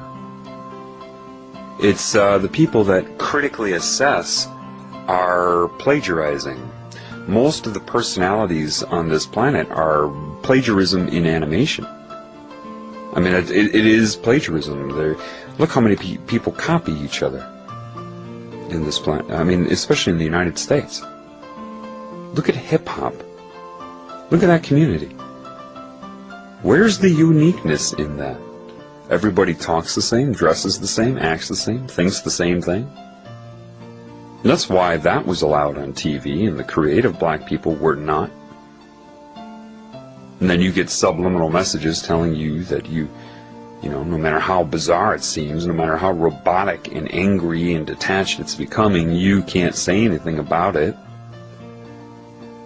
What you need to understand right now is the basics. If you try to assess me, fine, that's great, but you need to ask yourself, where are you getting the very questions you ask? What triggered your assessment? Other than opposition. You feel you either need to believe me or disbelieve me. Agree with me or disagree with me. Well, what are you basing your agreement or disagreement on? Something you have the ability to come up with in your own mind? Or was it something that you read somewhere and you liked the personality, the vocabulary, the presentation? The person had a good resume, and you saw enough of the same information to build what you think is a knowledge base of which you are pulling from to compare and contrast to everything else you're told, none of which is yours. It's computer data. You know, there's one scene in one movie that really touched me when I saw it for the first time, because I felt like it was the first moment in my life where I felt like I wasn't alone. And that was the scene in Good Will Hunting when they were in that Harvard bar, and you had the guy come up and make fun of Will's friend, Ben Affleck. And Will came out and proved that he was a robot. I'd never seen anything like that in my experience, and I didn't watch a lot of movies. I never saw anybody who got it like that so perfectly. Memorizing means nothing. Some of you are listening to me and you're feeling insulted by me. The brain has actually gotten that diseased on planet Earth that people, when they're told what is occurring within them that they need to know so that they can repair themselves, rather than recognizing that, they become insulted and then formulate a defense in their mind. These are the people that argue. And most people are this way. You start to argue and they don't listen anymore. They're thinking up, while you're speaking, they're thinking up of some sort of defense for their ego against you. I mean, the insanity on this planet it's insane. It's just it's a real problem. It's a disease, and you have people that, I mean, people more or less wait for each other to finish speaking. It's so insane. Is not the right word.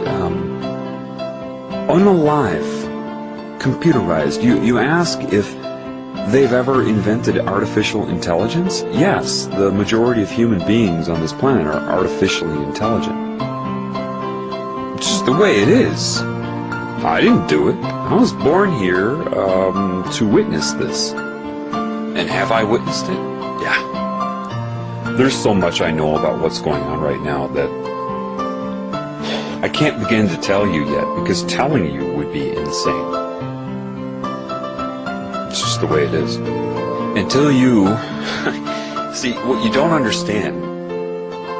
The average animal knows so much more than you do. It doesn't matter if their brain can retain the information, like how big is their hard drive.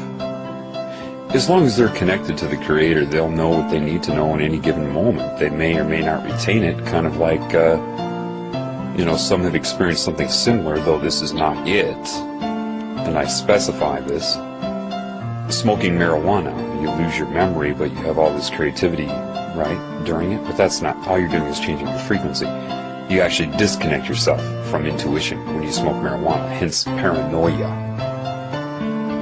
Paranoia is a disconnection from intuition, intuitive knowing. I mean, you should ask yourself, with all the fear-mongering, all the potential threats and possible things that can happen to you, right, in the world, in what I'm doing, shouldn't I be the most paranoid guy you've ever heard in your life?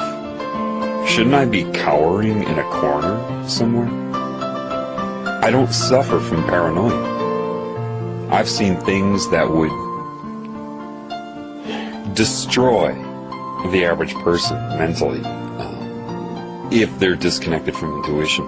Just, they'd be loony within days, they're gone. Why have I seen it? Because my job is to do a few certain things. I am not patronizing you. You just don't understand. If I told you the reality right now, and I will tell you, but if I told it to you right now, I would be hurting you. That's why when you get people like, that pretend that they are helping you, really when their goal is to hurt you, or they're being controlled and don't know it to hurt you, like Fritz Springmeier. See, all I needed to see with Fritz Springmeier was after one of his lectures, when a woman came up to talk to him, how he blew her off. That was all I needed to see. His fake way of dealing with her, that I knew right away. There's no question in my mind. I mean, if you read Fritz Springmeier's books, they're overwhelming you with fear. Some of the details are correct, yeah, but he's not enabling you. Oh, and just make sure you believe in God. What? Oh yeah, just believe in God. No. No. You don't tell someone to believe in God. You can't believe in God. And it isn't a procedure like, okay, I choose to believe in God and connect to God. God, where are you? No. That doesn't work. Sorry, it doesn't work. There's only one way to connect to the Creator. And so this is what I need to do first, or everything else will be done in vain, frustration, ignorance, and just stupidity. If I tell you the situation that you're in without enabling you first. Because if you're enabled, it will hardly even bother you. You see, how does a butterfly make it from South America to Canada when it makes that trip? How big is a butterfly's brain? Do you believe that it somehow stores the information in the form of memory and recall? No. That is what abundance means. It's connected to all of the energies involved with its creation. Therefore, it knows what it needs to do at any given time. That is abundance. I watch my cat, and my cat, though cats can become paranoid, is still way less paranoid than the average human. How do I know that? He can be still. You see, why is it you're all trying to keep yourselves busy? Why do they even call businesses businesses? Busyness? Busy as a bee? You think this beehive mentality is coming? No, you're already in the beehive. You're already being controlled by one giant consciousness. You're already bees. Look how you... everything you're set up to do, to pursue this goal, to do this, to do that. You can't stand to sit there without turning the TV on to occupy your mind, to help yourself move through time. Insanity is a disconnection from all of the energies, mainly love, that is responsible for your very existence. You're, of course, lied to here, and you're told love is, a relationship or an emotion. You can't define love, just one lie after another. Love is a combination of everything the Creator intends, which is all there is, its own self, its own intention, and therefore everything that it creates. In one way, love is an intelligence, so far in advance of the mind that not even the speeds of your subconscious mind could observe the information. That would be like giving you a notebook and a pen and sitting you down next to a highway and saying, okay, I want you to write down the license plate number for every car that drives past. Except I'm going to have them drive past at 500 million miles per hour and only have 10 feet in between each car. Yeah, good luck with that. But see, your soul energy, your spirit energy, can receive that information, because that's one and the same. The scalar relationship can see itself as I, below, above, all, everything. So it can interpret that, and then that interacts with your mind. The way the Creator will work with you is kind of like teamwork, where, if you're throwing sandbags in preparation for a hurricane, you hand it to one person and hands it to the other person and hands it to the other person, that type of thing. That type of interaction right now in this existence is kind of how that works. And love is so advanced that people, that type of instantaneous knowing, it's kind of like, again, I have to use a movie to give you a visual idea, but in the first Matrix, when they hook Neo up to his combat training and says, get ready, and then just downloads it into his head, and he's like, whoa, I know Kung Fu, that type of thing. Yeah, that's kind of what love is, but even faster than that. You just know. Your mind has the option to store it if you wish, but it's unnecessary. For all life forms. It's as a life form of the human type, you have a larger brain tissue mass to store and mix things up and whatnot, but your information didn't come from the brain or the brain's observance. You think it did, but it didn't. It's such a fast interaction with you that you have an emotional response to it. It's your emotional responses to love can be varied. If you're down in the dumps and you realize the love for you, you could start crying. That's happened to me, certainly, in the past few months. But that doesn't mean love makes you cry. Crying would be a release of blockage, of knowledge, just laughter as well. All of these things.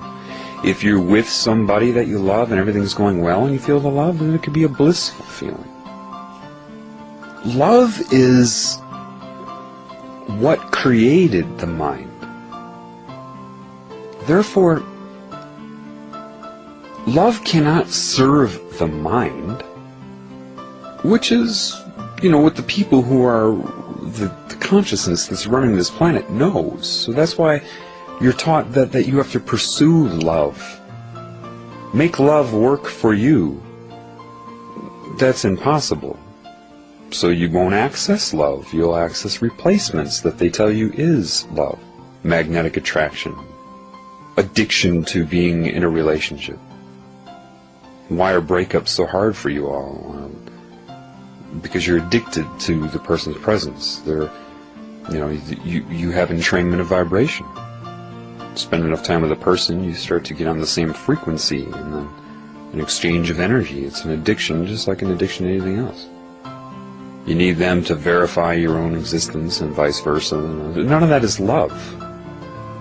Romance, it's magnetic attraction, coupling of energies that are so detached that they feel that desperate need for it.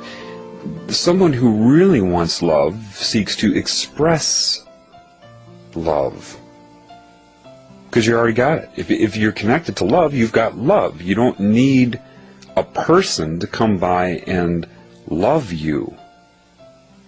If it happens, great, but if you don't, it'll only happen. See, you can't emit love without getting love, and if the only place you're going to get love is from love, the Creator. That's what y'all don't get. There's your answer. You see, love is like the solvent to polarity. The mind is insane. It's always in conflict with itself. I can give analogies all day for that. People don't understand how I can go up to wild animals and coexist with them. I'll go into the forest and be a group of deer and my presence is acknowledged, I can go lie down next to them. Not to impose upon them. I don't go try to pet them. I don't do those stupid human things. I'm aware and they know it. See, they don't need to assess it. They don't need to go read a book about humans to know what they're dealing with. Why do you think most animals bolt when you come by? Because they see you are detached.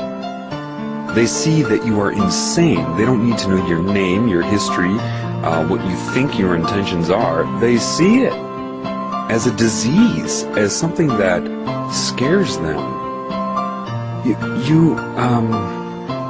See, most people walk up to an animal and they have this hope. Oh, come here, I won't hurt you, come on.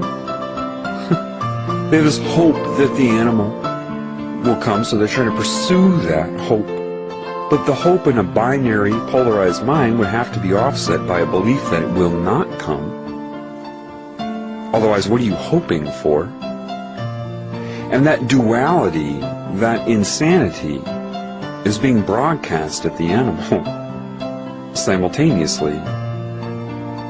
And if your belief that it won't come is going to be more solid, because the hope is transient, it's in that situation.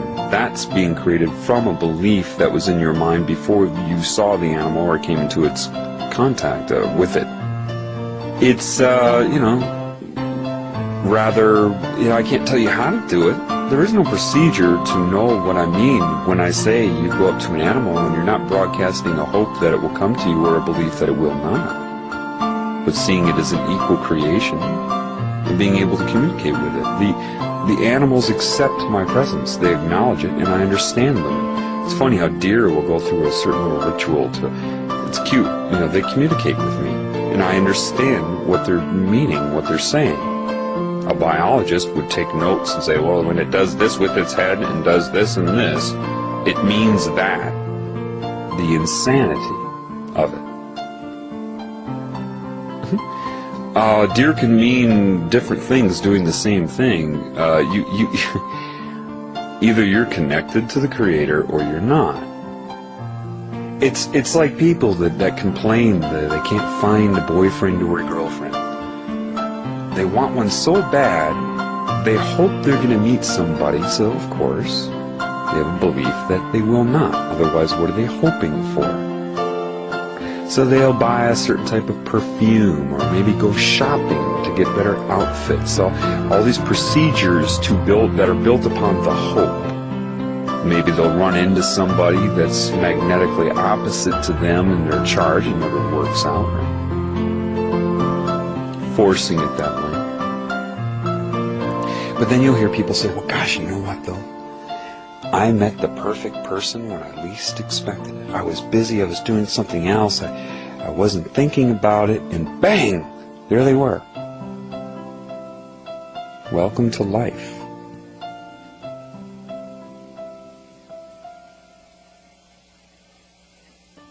So why did that happen? You weren't acting upon a hope that you'll meet somebody. Therefore, the belief that you will not was not active and resonating.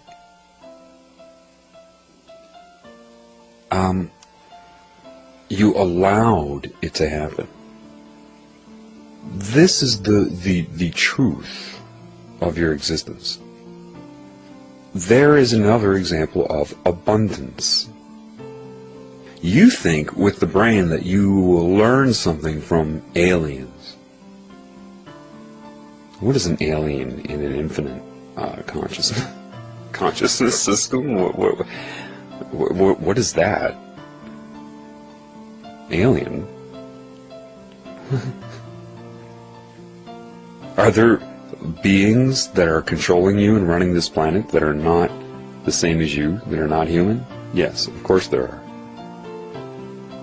But you've got to understand that they are disconnected as well.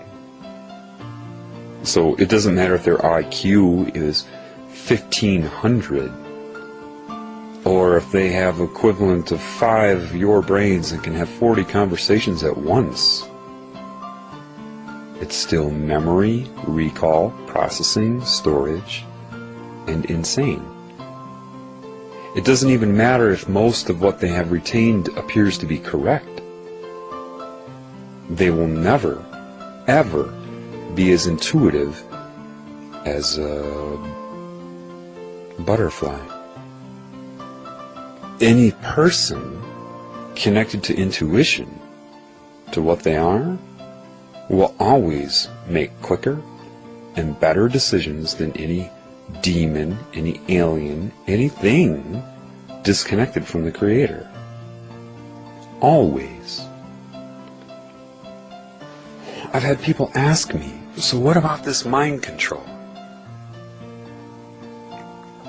Are you saying that they can interface with your brain and put images in your brain and thoughts and all kinds of stuff? How do you handle that? Well, imagine if they wanted to mind control a butterfly with the same type of images and thought implants. And of course, don't memorize butterfly. It can be anything that's connected to creation. Say they want to mind control a finch or a robin bird, okay? Well, they couldn't do it the same way. Why?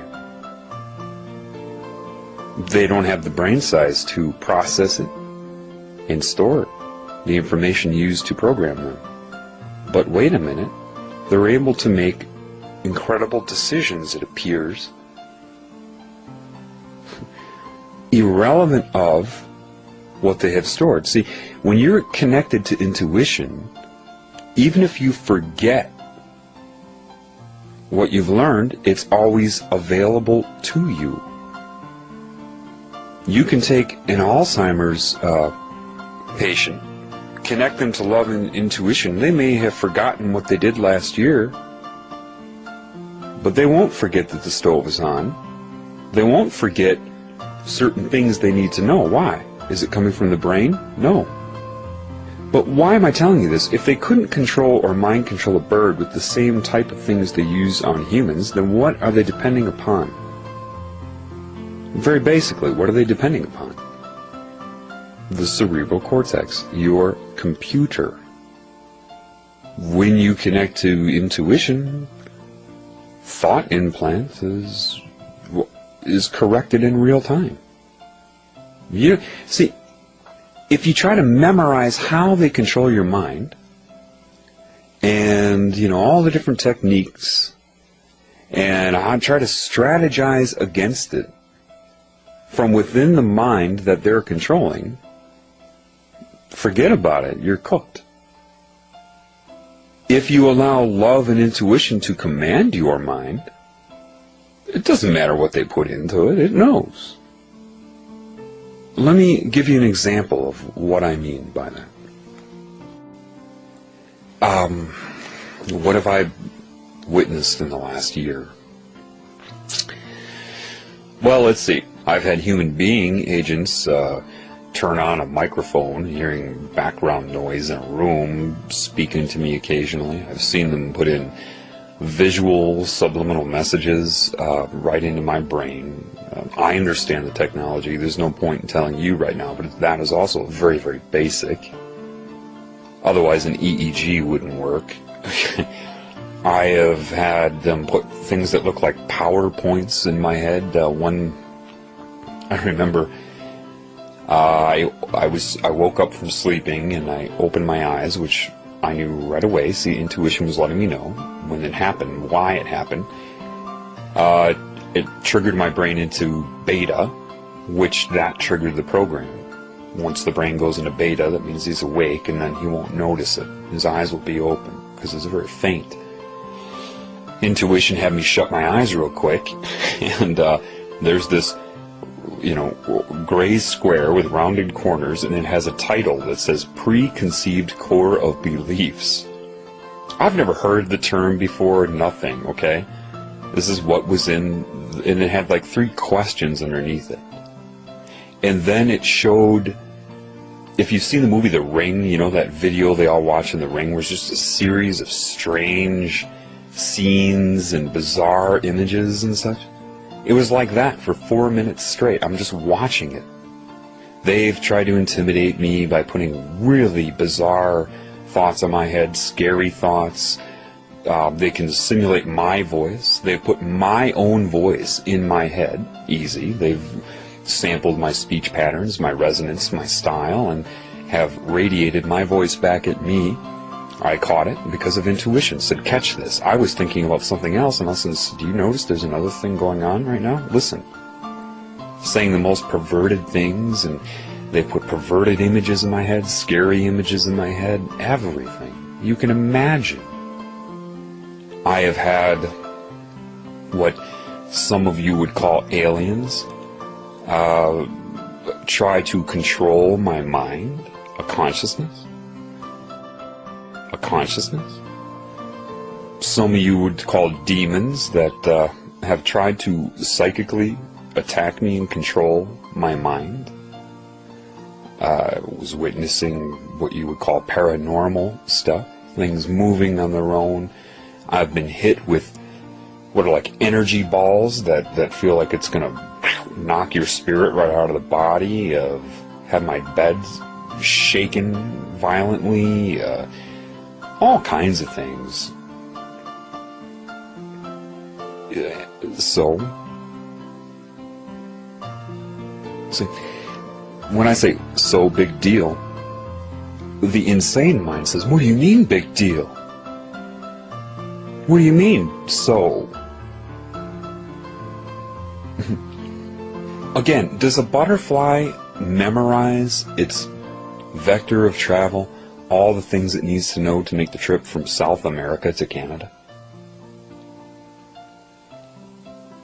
When have they controlled my mind successfully? I started to be shown this. When you are disconnected from love. When you are not, you're like Neo watching the code go by. No alien, no matter how intelligent they appear, no matter what technology they have, if they're disconnected from love, they cannot compare to me. And they know it. They try to assess it. How is he resisting? Let's try this. Let's try that. They mix it up. They keep strategizing. They can't touch what they perceive as intellect. It's just the way it is. No mind control can control. Mind control is structure. It originates from a mind, a result of creation. Therefore, trying to affect a mind, a result of creation. If you don't get it yet, if you connect to the Creator, not religion, if you connect to that which created you, it controls your mind better than anything it created can. No problem. It's not even a question. It's not even, you don't quite appreciate what I'm saying to you. The mind is structure. It's a binary apparatus. It's a computer. It's binary. It's polarized. On, off. Yes, no. And you're thinking, well, my thoughts are not yes or no. I'm neutral about things. Well, no. Even your neutrality can be broken up into components that are yes or no. They're trying to digitize people. That's what they've done. That's where digital has come out. That's why everything is digital. It's their very nature. Why else would digital occur? If people, the consciousness that's controlling all of you is suffering from a very huge bipolar disorder. Bipolar disorder is being stuck in the mind with no love. See, I don't care who you are. If you're connected to the Creator, you cannot be insane in any given moment. I use this example. See, people just don't understand. When I say, sometimes I've said love commands the mind, but people don't understand that. link the word command with control. And that isn't it. Love allows the mind to be what it was supposed to be, a tool used by love. The mind is structure, which is a result of interference patterns of energy, which is structure. Shut your eyes and think of a flower right now. Imagine a flower in your mind. Imagine a daisy. Do you see it? Where is it? Tell me, where is it? Where is that daisy? Imagine a garden. Where is that garden? What is that garden? You can see it, can't you? What is that? Now let's be more specific. Why is that? You know what you're seeing. Why are you seeing it? Where is it? What is its dimensions? Is that all of your mind? Or a result of the mind, which is holographic? Those are interference patterns, reverse engineered. It's like in a chemistry formula, they don't have really equal signs. They have arrows that go both ways. If it's a back and forth thing, same thing. You've observed the garden, which is just really the detection of waveforms of energy, mapped it in your mind, stored away that as waveforms, and now you're reproducing those waveforms to see the image. Holograms, if you've taken a physics class, even in high school, you usually have a unit where you make yourself a hologram. You use a laser and you split the light beam so you hit it from different angles. But when you look at that, you know, your teacher will tell you, okay, let's look at the film, and you see that it's just concentric rings that interfere with each other, like waves on a, and David Icke even talks about this. They're interfering with each other. Well, you're not seeing a picture when you look at that. It's only when you shine the light on it, the laser, in a correct way, that your brain interprets it as an image. You just did the same thing by viewing the garden in your mind. It's structure. It's the result of creation. Love is the intention of God. God, there is only one God, and you are part of that God. You are the garden in God's mind. So, you, as being part of the garden, can you get cancer? Well, see, God doesn't visualize you. It doesn't make you a fixed image. It loves so much and has so much ability that it wants you to be self-aware, to observe it, enjoy it, assist it. Do you like to dream? You ever have a really good dream? Everybody in that dream was you. Everything in that dream was you. God's a dreamer. Except when it creates self-aware components, somehow what happened is part of it got disconnected from it. A self-aware creation of God, which is a part of God, that got disconnected from the Creator. God is the wrong word. And along with that comes fear, and then the predictable. I mean, the structure is so predictable. It's not to insult it. I'm not insulting the cancerous energy that's controlling everything right now. But it's so obvious that you, of course, would get scared and then try to, control everything. And then you can become addicted. Addiction comes from disconnection from the Creator. What you call the Illuminati and the energy they're serving is incredibly addicted to what it's doing, and I won't get into it right now. But obvious results. The mind is structure, so therefore math is structure. Mathematics, geometry, numerology. It's the result of creation. Now you have a disconnected part of that creation that tries to assess everything by looking at all of the results of the creation and not the Creator. So it's a bunch of copying, reconfiguring, trying to use structure against structure. Math is not life. you've got to understand, they're obsessed with numerology, zodiac, astrology, witchcraft. The whole thing is bound by structure. The pyramid, the energy grids on the planet, they look and say, okay, it appears here. And structurally we can say why. Because they're refusing, they're scared to death of this energy saying, you were part of me. And it's building up a wall of defense, or has, against it. How does love then take command over structure? Well, you've got to be connected to it. And if you're disconnected from it and don't seek it, with its hand always extended out to you, even this cancerous energy has a giant hand saying, just grab it, Matt, just grab it. Then you'll say, I don't believe in God.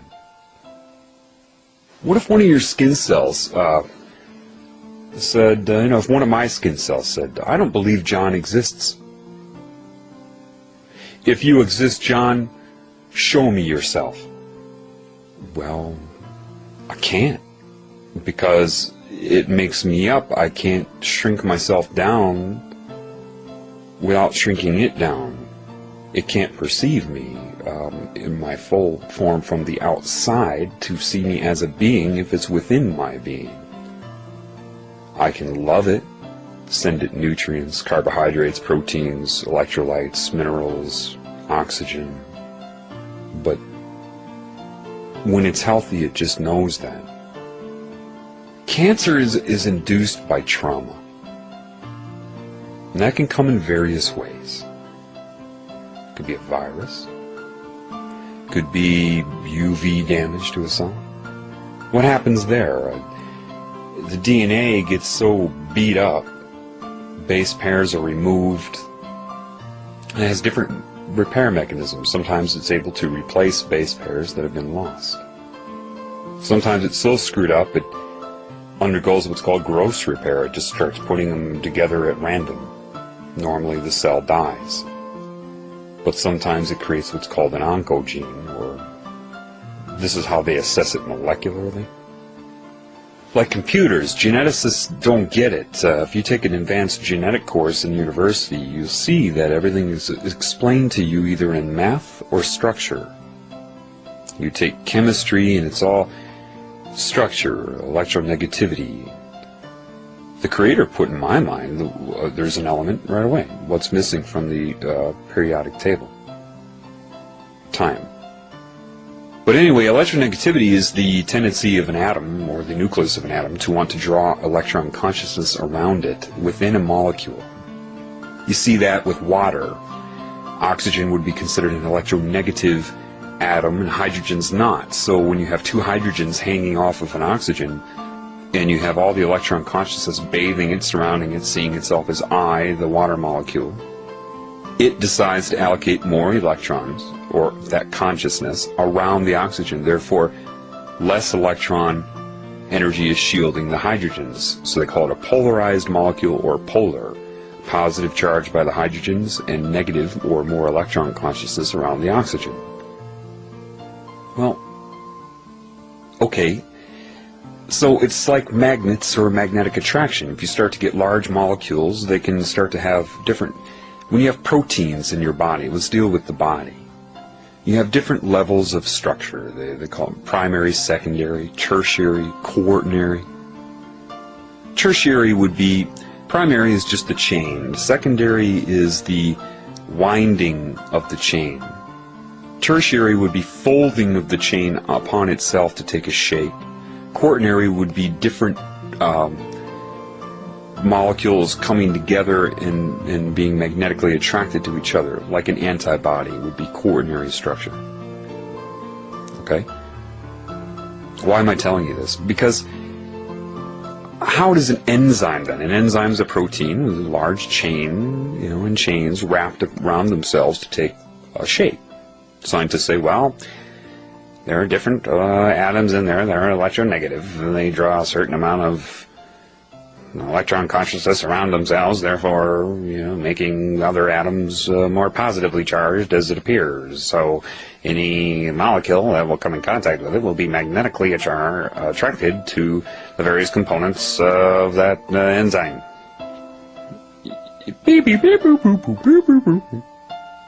Just a computer thinking that through. Then you have coenzymes that attach to the enzyme, like those certain B vitamins that, because of its electronegatividity, draws certain electronegative consciousness or certain electron consciousness around itself, therefore shielding less of certain parts of the enzyme. So because of that, changes certain magnetic relationships and it changes its shape. And then you have cofactors which attach to the certain coenzymes like magnesium, and that it draws more, or gives off more electrons to change its shape, turn it on, turn it off, like a computer. DNA multiplies because you have a helicase enzyme that starts to go anywhere within the DNA and open it up like a bubble and unwind it, unzip it. And then polymerase enzyme will attach itself to a certain codon and begin to move down that codon to transcribe RNA, which is then transferred to a ribosome, which reads that through electronegative attraction and transcribes an amino acid, which becomes a protein, which becomes a structure. What? Okay, that is, that structure that is occurring, sure. What they're missing is the consciousness involved. What do you think, that just happens at random? Meiosis and mitosis are just random acts of accidental attraction due to electronegativity and charge within certain molecules? What? And you actually have professors that think they know something, that teach this. The reason they think they know something is because they're only allowed to know that, and ridiculed if they don't, or if they don't follow that, so that they can brainwash other students and keep them from thinking. It's structure. And even the consciousness that runs it is structure. Let me give you a really good example of what I mean. Because see, I could go on all day about this. Literally, I could have a 150-hour upload. I could go on about science, properties, reality, whatever, all day. It will do nothing for you. I need to give you metaphors. I need to give you the ability to understand what I'm talking about. So let me try to do that for you. I remember going through the pre-med major was a breeze for me. Did I get all A's? No. Sometimes I made the decision to do something else, but when I studied it, I enjoyed it, but I had nobody around who understood it. There was one professor who memorized a lot that I like, and he was a Jewish professor who always felt this need to challenge me. I know why now. But we still get along, and just last month we were arguing for like 4 hours about who runs the world and what's going on, back and forth, of course, the Jewish thing, back and forth. I had intuition, he had structure. We end with a hug, of course, because he knew that I saw through that and saw what was occurring with him on one level. When I had him he was my physiology professor, but I also took clinical endocrinology with him. And I had other things going on. I missed 3 weeks of class straight. I went into his office, and the exam was the following day. I'm like, oh, fuck, I'm fucked, aren't I, Not because I didn't think I could do it. I just knew that the protocol of everything, You need to be here this long in order to learn. This is what I believe, that type of thing. But we sat down and had a heart-to-heart talk about life for about an hour, and I really appreciated that. He took the time to do that. I really did appreciate that. And he I said, okay, well, the exam's tomorrow. Here's what you need to know. And he handed me about 3 inches thick of, information, notes, handouts, all of that. By then I knew that I could understand what I was looking at from a different point of view. I said, okay. I took it home and learned it. Didn't memorize it. I learned it, which allowed me to retain it.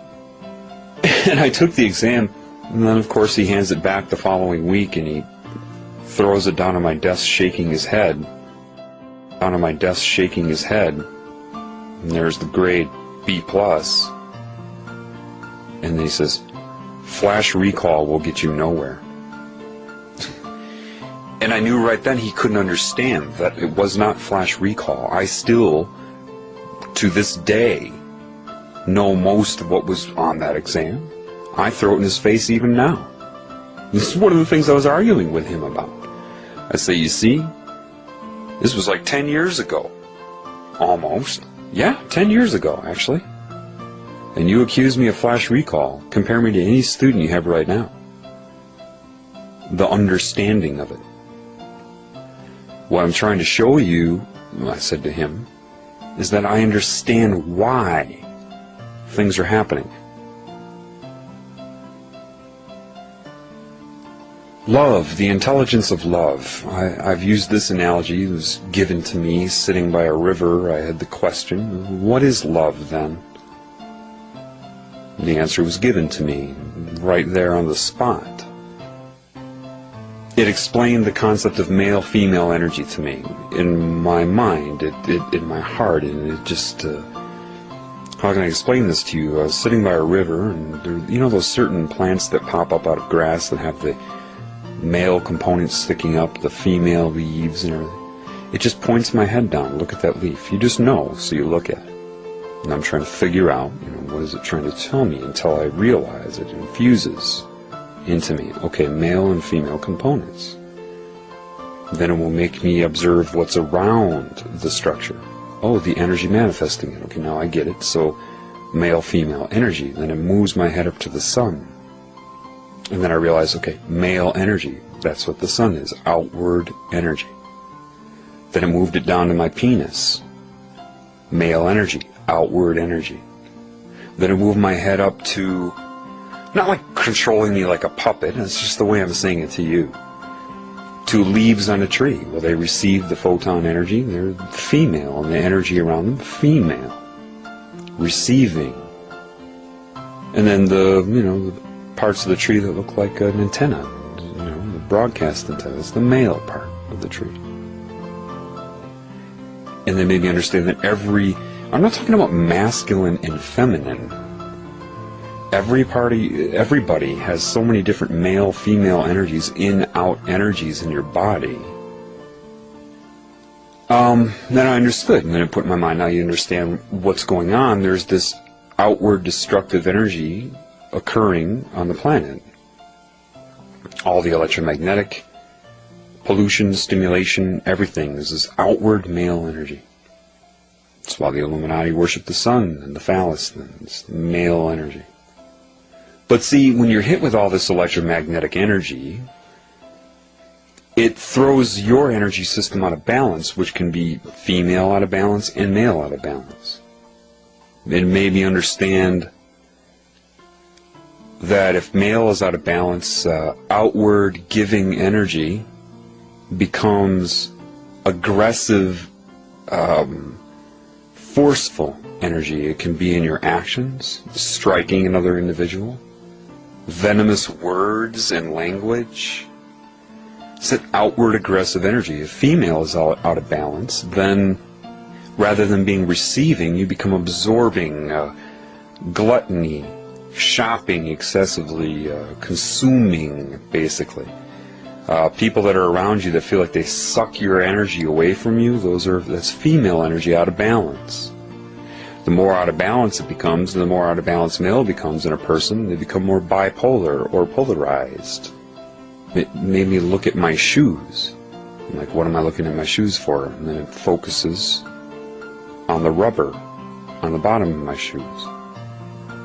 The rubber on your shoes It's an insulator.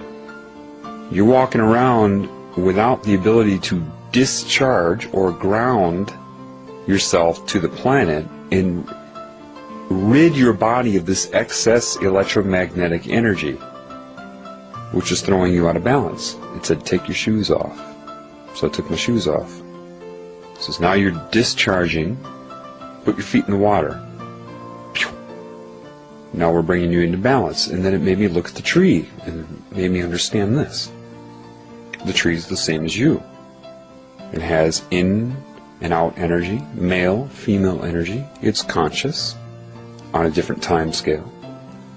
The tree is one of the most content life forms there is because it need not even move.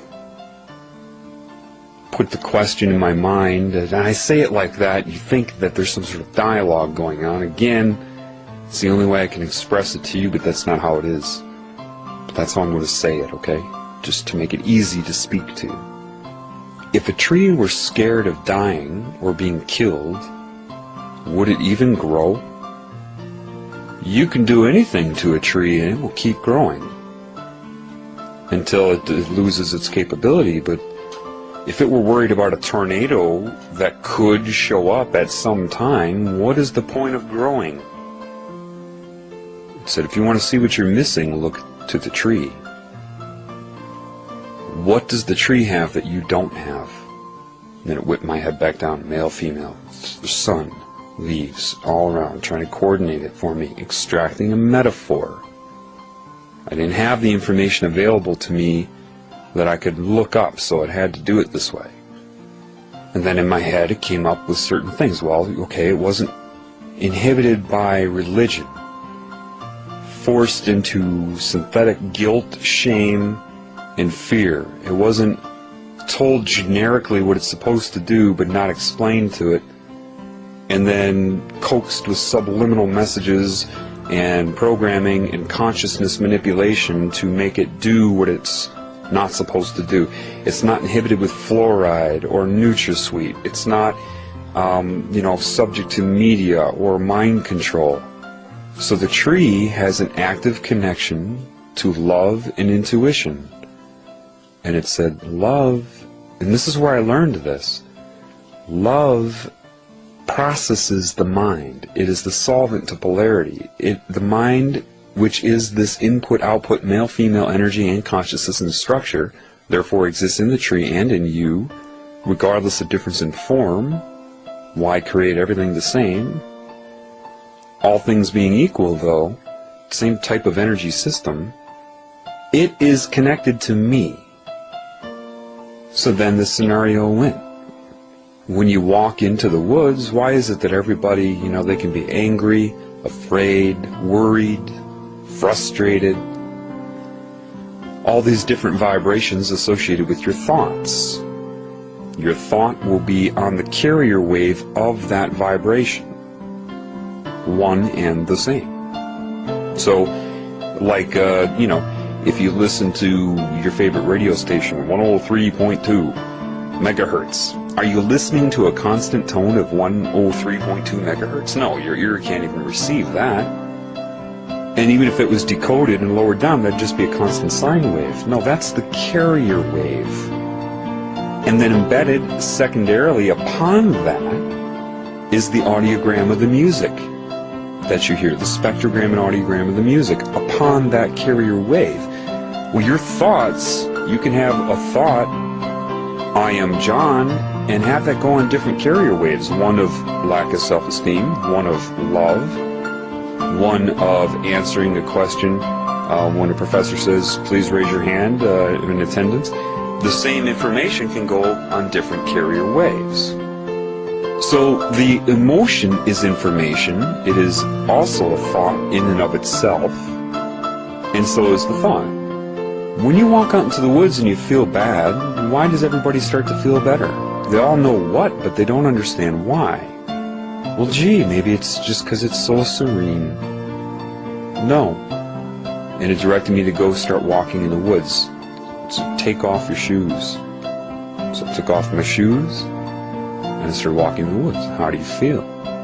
feel better. Why? And then just whip my head, male, female, love, male, female, love. This aura around me, which would be like the electron consciousness around a proton of an atom in a different way, expands now. Additional energies were drained, and any angst, any anxiety was being radiated out. And of course, the same bandwidth of existence the trees are in as you, otherwise you couldn't perceive them. Their input-output male-female energy receives your thought and emotion, yet its animation is guided by this love and this intuition by the Creator itself. And so it is that love that processes your feeling. Is it absorbed by the female part like a functioning calculus? What's missing in calculus and not missing in the tree is the love and the creation and the intent. And that love knows everything, so it catches that your emotion is wrong. Not in my world are you to be feeling that way. Let me assess why. As you're radiating out all the information about what you're feeling, why you're feeling it, everything. It takes it and turns what's incorrect into correct, changing the carrier wave frequency to what it should be, and the information being adjusted, and then the male part of the tree radiates it back to you on your frequency, because that's what it came in as, and that information infuses you and alters your perception of what you were worried about and gives you the true way to view it indirectly, just by being around other life forms still connected to love. Answers can come from trees. Is it coming from the tree itself or the love that it's connected to that processes your thoughts? And it said, what's going on this planet is a disease. In its truest form, it's a disconnection. And what you're experiencing now is what your body has been disconnected from. Love is the processor and solvent to polarity. It commands the mind. It allows it to work correctly, infusing it with information. All the animals, all the plants, everything there is what you're going to learn from. You are not going to learn from aliens. They are just as disconnected. The ones that are running this planet are disconnected. You cannot learn from them. Stop looking up for UFOs. Stop looking up for new information. And look at what I have allowed to be right in front of you. My creation in its perfect form. They did not think to alter all the other creations. Therefore, your answer is right in front of your face. You are going to pull out of this that you're in by observing my other creations that are not suffering from it. Your answers are in front of your face, and I am guiding you now. And that's how it happened with me. The most advanced scientific knowledge given to me from the creative source. No book, no video, no lecture, no mentor, no professor. Unnecessary. It said if you, in your role, which I didn't believe at that time, because of my ego, there's 6.5 billion people. How could this be me? It said, why not? Are you or are you not in connection with this intuition? Have you or have you not noticed that your whole life and wondered what everybody's missing? Do they or do they not want you not to know that? Will they or will they not make sure you keep running into people in life that tell you that you're not that? Am I the only one? No. And then the final thought was, they're all supposed to be this way. When you understand you are no more special or worse than anything you're looking at, then you will begin to heal. And that is not something that you can convince yourself of, like some sort of affirmation. I am no better or no worse. I'll force myself to believe that. No, no, no. When you realize the beauty of it, heaven emerges. Your sensory system expands. You see things you never saw before. It said in my mind, it used what I knew, and if I didn't know it, it would show me like that. It would teach me like that. Now, during these lessons is when, I've always had a good relationship with animals. When I lived in Australia, I was feeding wild birds out of my window with my hand. And it reminded me of that. So because then you were loving towards the birds. You didn't have any belief that they wouldn't come or any hope that they would. You knew you loved them. You knew it. You didn't question your own love for them. And because of that, it allowed them to come eat out of your hand, and all your roommates said, I don't believe it. And as I started to learn that, that's when I started to be able to just walk up to animals and they would start responding to me. Because God is part of all of them. And saying, you see, love my other creations. And this is where humans are suffering. And that started teaching me why the animals run. I didn't read some philosophy book. And the computerized people, they respond to me, I've had everybody say, oh, well, that's so-and-so. Oh, you need to talk to a Buddhist, one guy said to me. I do? Why is that?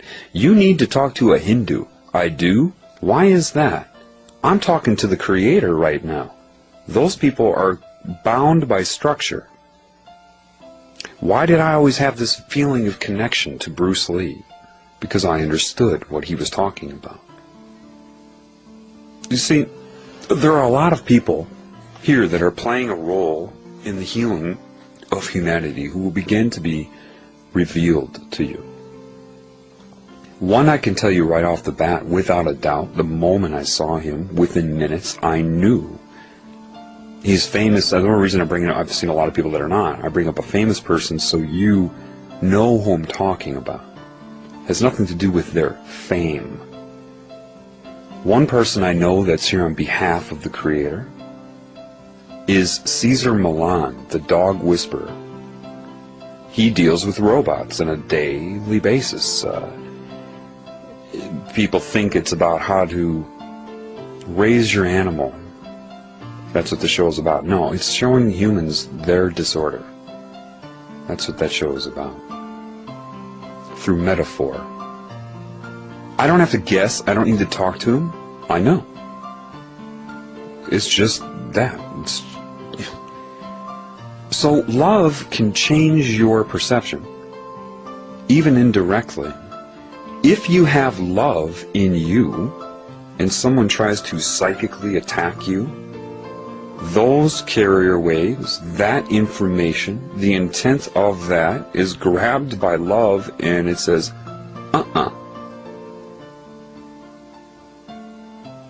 It's just the way it is. I have all this consciousness around me constantly trying to attack me, and they're trying to figure it out structurally. Why is he resisting? Does this mean I'm immortal? No. See, you're all caught in a cycle here. They make you guilty. They infuse in your mind the cancerous intent, and it's sublime. It's a crime that's sublime. It's subliminal in so many ways. And then try to tell you quickly when you die how guilty you are. Use the threat of hell to get you to agree to an alternative, which is contracting to be a victim in your next role to learn your lesson. And they just do it to you again and keep working on your soul to break your will until you feel like you're so bad that you can't even perceive that you'd be loved by God, so they can absorb you. So what is going on here, and what I don't need to tell you how I got here yet. The best way I can explain it to you is I was assessed by a structural mind when I came.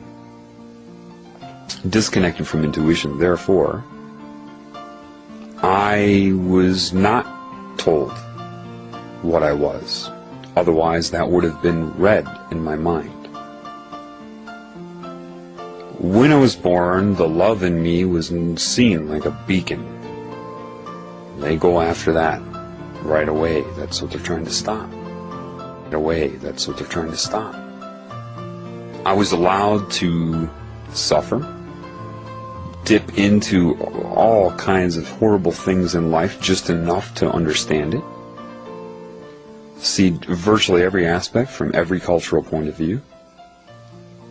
Shown that I have this ability to influence anybody of any race, of any culture, anywhere on the planet Earth, and beyond. Everything is coming together, okay, and I could go on for 150 hours about that. Let's say I was allowed to be trapped, caught in the net, like a Trojan horse, on behalf of that which creates everything. Many of us are. I am a specific one. Then, from a pool of those inside, certain ones are activated to activate others. What is my job? What is my task? It's a pretty tough one. I have to come in and tell you that on one level, everybody you look at is you. And there you are, criticizing them, competing against them, weighing your existence against them. What do you need to know right now? So going back to the Cancer energy and understanding that there is a certain part of the energy used by that above you to see itself as I, that Cancer, right, disconnects you from, and like in your cells, and then plugs into it so it can use your cells to see itself as I, separate from you. There's a whole procedure that would be involved there on its time scale of breaking that cell's will, enticing it to leave a perfect system already that you're not aware of. What I'm telling you is that on this level, the same thing is occurring. Here's the deal. I'm just going to tell you as it is, because it is. There's a giant consciousness connected to all of you right now. That's the secret the Illuminati know. And it's breaking your will with each life cycle and each new day. Distracting you, disconnecting you from the Creator. The people that use, quote, witchcraft or psychic attack, some of them probably don't even realize, the low-end witchcraft people think that they actually have some sort of power. No. When you astral travel, remote viewing, all of that is traveling within the consciousness of this Cancer. Demons are no different than an electron manifesting in the consciousness surrounding a proton of an atom at any given time, anywhere. It's no different than the daisy you made in your mind. Is that all of your mind? So, because it's plugged into you, it's playing a role in the creation of your own reality. So, the ultimate truth is, when you break out, when I was broken out, it tried to backlash against me and overwhelm me, but it can't do anything to love. There's a giant consciousness running the whole planet. And it can't hurt love. Do you hear what I'm saying? It just can't. It can't do it because it doesn't matter how much energy it allocates. See, if love wanted to kill this energy, it could. That's not the point. It wants to heal it. That's why these things are being allowed to happen. Everything is going to be healed. All of it. Otherwise, it would just destroy it. Bang, gone. People ask, why would God of the Bible let this happen? Well, you don't understand it correctly. 2,000 years to you is certainly not that to the Creator and even to this Cancer consciousness. It's on a different scale. Your lifetime to the Earth is very, very short. To the Earth and its time scale, the Moon, for example, is going around it really fast. like Superman in Superman 1, where he goes around the planet. To you, it's slower. It's a difference in time. It's like the cancer cells or cells being attacked by cancer in your body saying, where is this person, you, with the cancer? That's why fear and anger and all these energies feed cancer, as much as trying to war with demons or the aliens or us against them. That's a cancer attitude. That's exactly what it wants. If you direct hate towards it, it feeds from that. It's the way it is. If you fear it, it feeds from it. Anything that gives it energy. So, what is it like then? Well, again, another movie, The Matrix. Anybody can become an agent at any time. Yep. See, the people that wrote that movie probably predicted you wouldn't, or felt you wouldn't know what they're really telling you. Yeah, the people that are disconnected from love, their subconscious mind, which is plugged into this cancer, could be hijacked at any time. Even my own parents have threatened me and have no knowledge of it. I've had two people in different instances when I've talked about life and what's going on in love. One, my ex-girlfriend's younger brother, just suddenly said, John, this is weird. I just had this vision put in my head of me grabbing this knife and cutting your throat. Intuition made me understand immediately. I said, don't worry about that.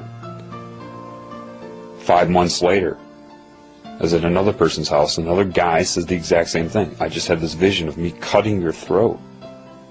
Imagine me being able to say, oh, don't worry about that. That's happened before. You know, I knew he wasn't ready to hear the truth. In his state, he's disconnected, pot smoker. People, they want you smoking pot. The way to influence the human mind is pretty simple. Make it illegal for a certain period of time. It's the fastest growing biomass on the planet. And then, at the same time, make sure you release medical information that contradicts its being illegal. Harvard, October 24th, 2006, released the information that it prevents the plaques and tangles formed in Alzheimer's. It promotes frontal lobe neuronal growth. All of these things. It's really good for you. Harvard? Yeah. Why? Because they're going to legalize it eventually. And then that will disconnect your aura from you and bring you into this mental realm where you can be controlled even more, and that will be used for their scalar jump. What is a scalar jump? Well, see, remember now, a scalar jump would be atoms bonding together to form a molecule. It sees itself as I. Molecules to tissues, tissues to structures, structures to you. Do you call yourself we the atoms, we the molecules? No, you call yourself I. Well, the tumor in your body goes along the same scalar process. It hijacks cells till it can use the cells to see itself as I, until it's a tumor, and then sees itself as the tumor, I the tumor, and then more than one tumor, I the collection of tumors, and it's just this insane growth. Well, see, when you see this Illuminati pyramid, you don't know what you're looking at. A lot of people think it's a pyramid with a capstone over it that's been lifted off. No, that's not what it is at all. The pyramid is what you're calling the capstone. What is beneath it is its prediction, its goal. And its goal is to lower down, bang, and be a much larger pyramid, or scalar jump. Its goal, to completely take over the earth and the consciousness of the earth.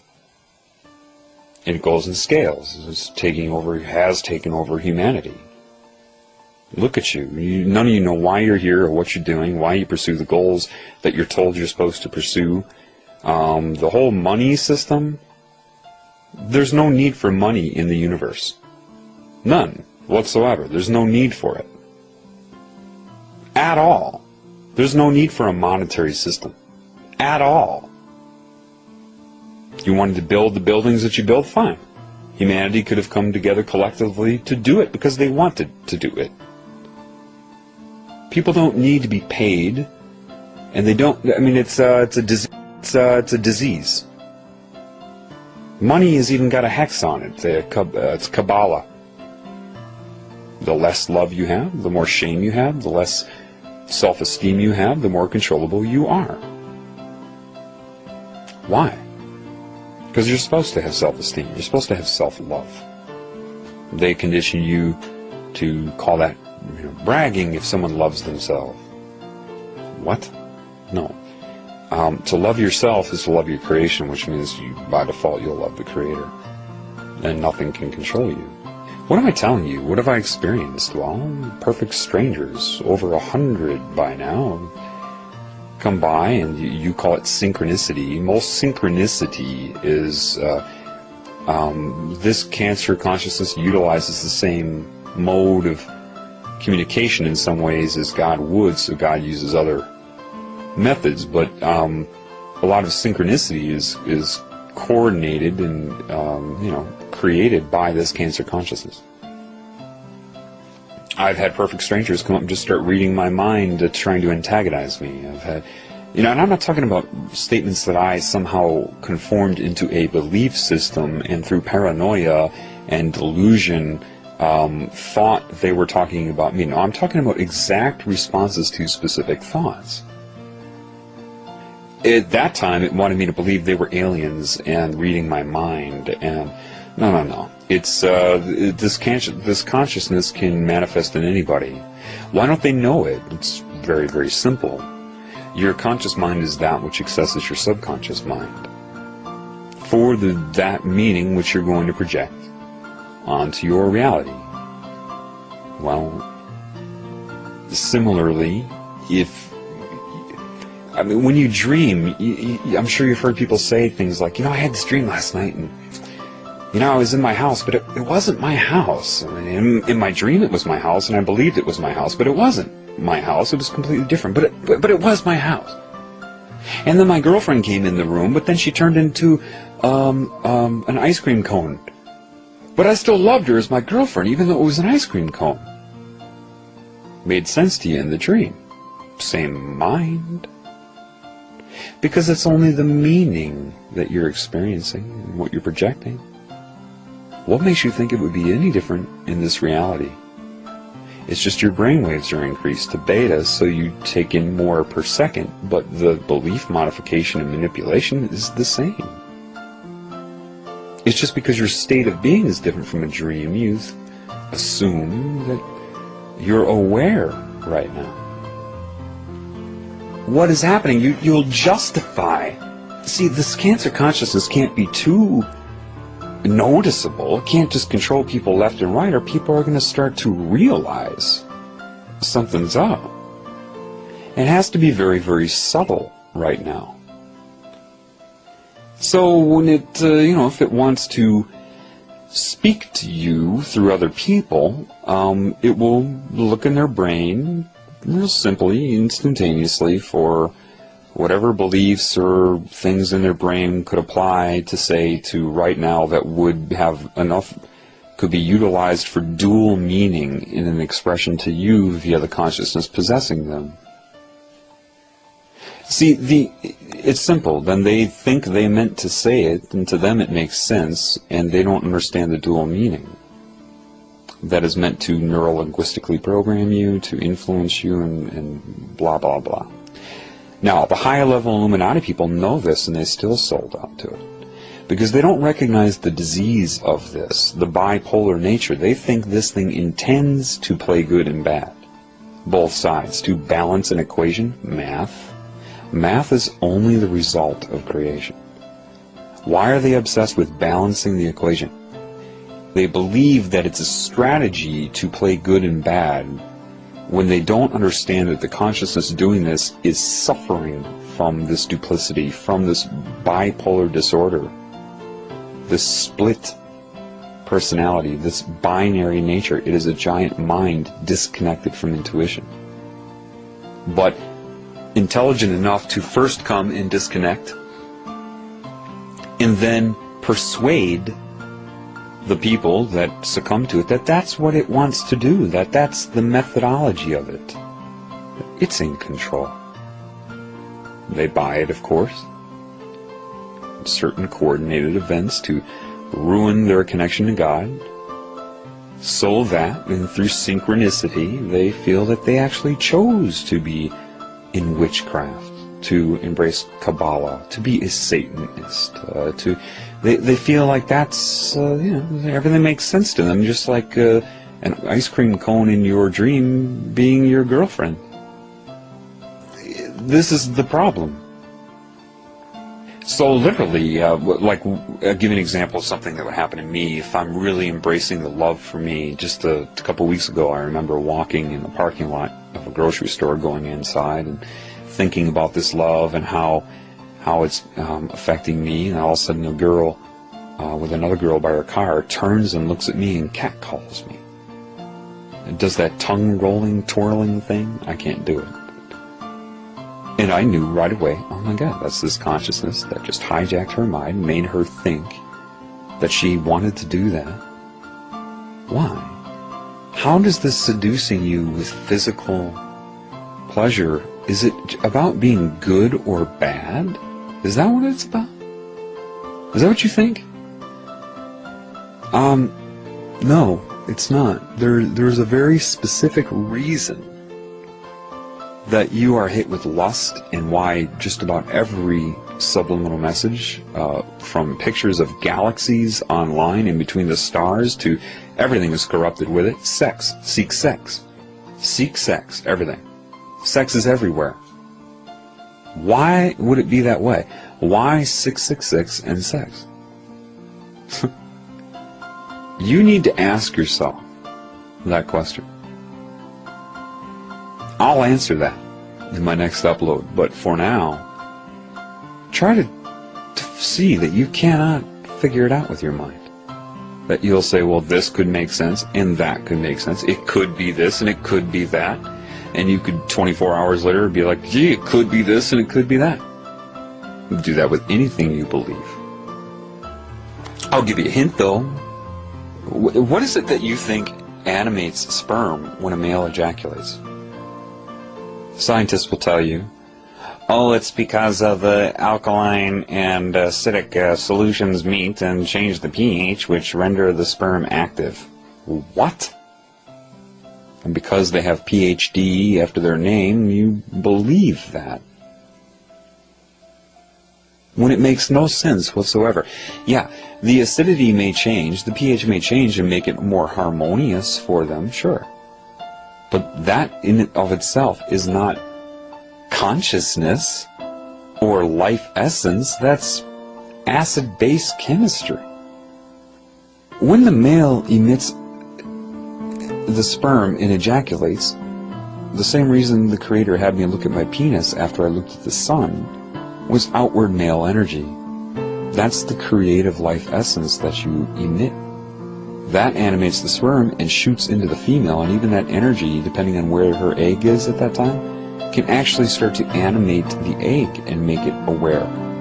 Which is why you can have false pregnancies. The egg has been activated, and the energy of it starts to go through a procedure even though it was not fertilized. And then you have the symptoms of a false pregnancy. That's your answer. Okay. Well, now you understand that love controls all structure. So if you have sex as a result of love, you're bathed in that love, and it's reserved for you, that energy. If you don't, if it becomes symbolism, pornography, masturbation, detached one-night stand sex, you don't have love there as a shield. Guess where your energy goes every time you jerk off to porn and apply your energy to those symbols that you can't see? Guess where it goes during your one-night stand? Yeah, it's absorbed by the cancer energy. Just like cancer needs your life essence in your body to live, it can't live outside of you. So does this. That's its main source of energy. That's its main source of energy. Detached sex. No love. That's why in the Holocaust, their biggest research, some of it was, of course, how to get people fearful. They were studying mind control, that if you disconnect them from love, they can be mind controlled.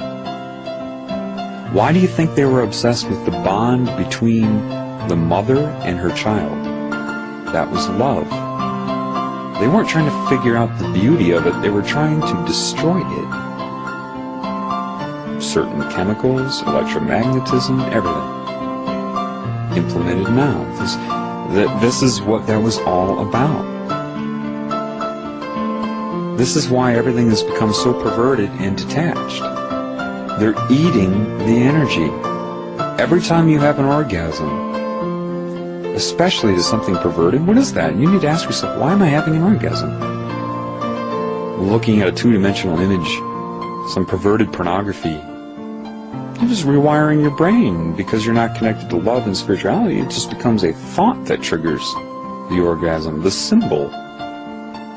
They attach themselves energetically to that symbol, and when you have an orgasm and emit that energy, it goes to that. You talk about celibacy like, again, that's how they screw with you. You are either good or you are bad. It has nothing to do with good or bad. You just happen to be inside of a tumor. And unfortunately, that's what makes it grow. If you weren't, have sex with love all you want. But that's not your paradigm right now. And so, if you hear this and you continue to do that, well, if you don't connect to the Creator, you won't be able to stop sex. It's more addictive than crack. Sex detached from love is an addiction. Look how much energy you put into getting it. And then how long does that orgasm last? You go through a refractory period and you find yourself looking to do it again. It can be, why do you think porn gets worse and worse and worse? Just like people need more and more and more of a drug. It's, you don't understand. It's the life essence they absorb when you do that. It's the whole point. So, I mean, how many detached orgasms do you think occur every day on this planet? It is not about whether sex is good or bad. That's why they're really hitting up children. They're hitting up both ends, getting them to be detach, and hip-hop plays a big role in that. Gothic, emo type of stuff plays a huge role in that. All created for kids, thinking they're rebelling when it's all created by these crazy men in their, World Bank suits. That's why Disney starts you early thinking about sex. They need that. That's their energy. And they have to attach it to violence to make it perverted. That's why you have cheerleaders at a football game. That's why you have sex scenes in horror movies.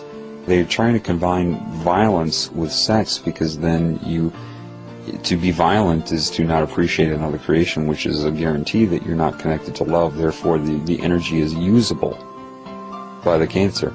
It's not about whether you're good or bad. It's about you're being used to your own demise. And when it attains enough energy, it makes that scalar jump. And all the Illuminati, all the people that worshipped this energy, that were promised everything under the stars. Here, look, I want you to be alive. Here, look, see? I'll make you immortal. Here's the technology for it. Here, I want you. Trust me. Sure. It follows their thought stream. They're disconnected, so it's easy. That's what psychic is. Psychics are not connected to intuition. Most of them. At all. They're reading the energy of this cancer, which tells them whatever they want it to be. An alien, what were these alien beings? They're just other beings like you that were already taken over by it. That's all.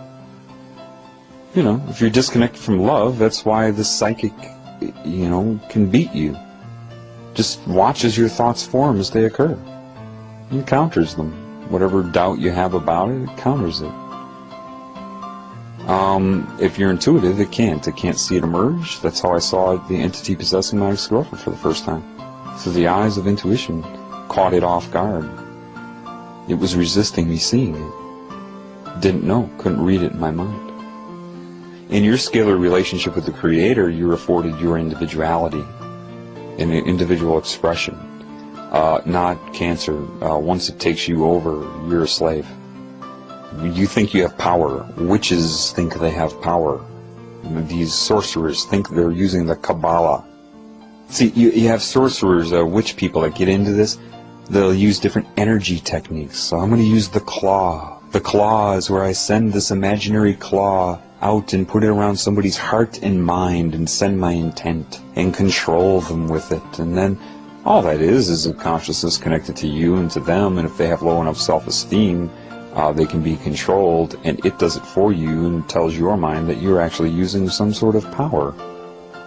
It wants you to believe that. It's doing it for you. I mean, you really have to think about it. It should be obvious, but it's not. See, you have people that are worshiping this energy, and they feel they are given powers without realizing the most very basic thing. What are those powers given to you for? Control over what? What are those powers given to you for? If there are Satanists, people into witchcraft, Illuminati members listening to this, what are your powers given to you for?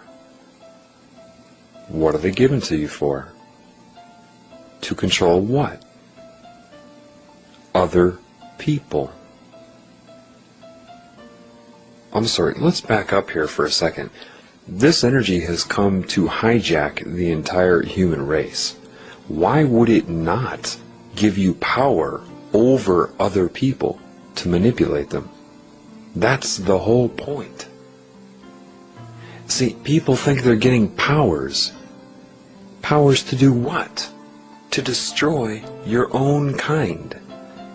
I don't know if there is a clearer, more precise definition of insanity than that.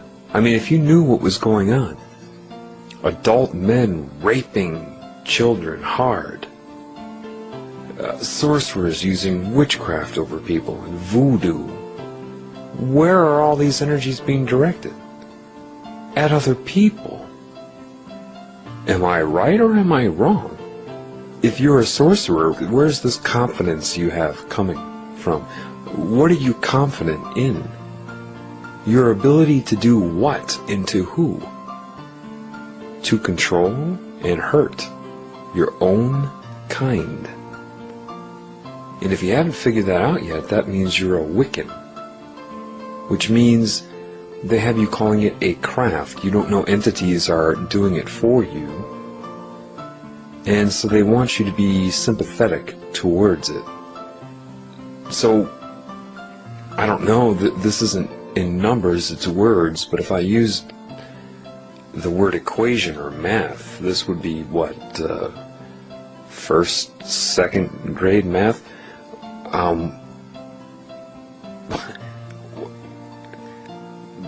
How hard is it to be able to deduce that they are going to take away all of your freedom when the time's right? That when the time is right to hijack the human race, those that were doing it, that were promised to not be harmed when it happens, to be given a break because they helped.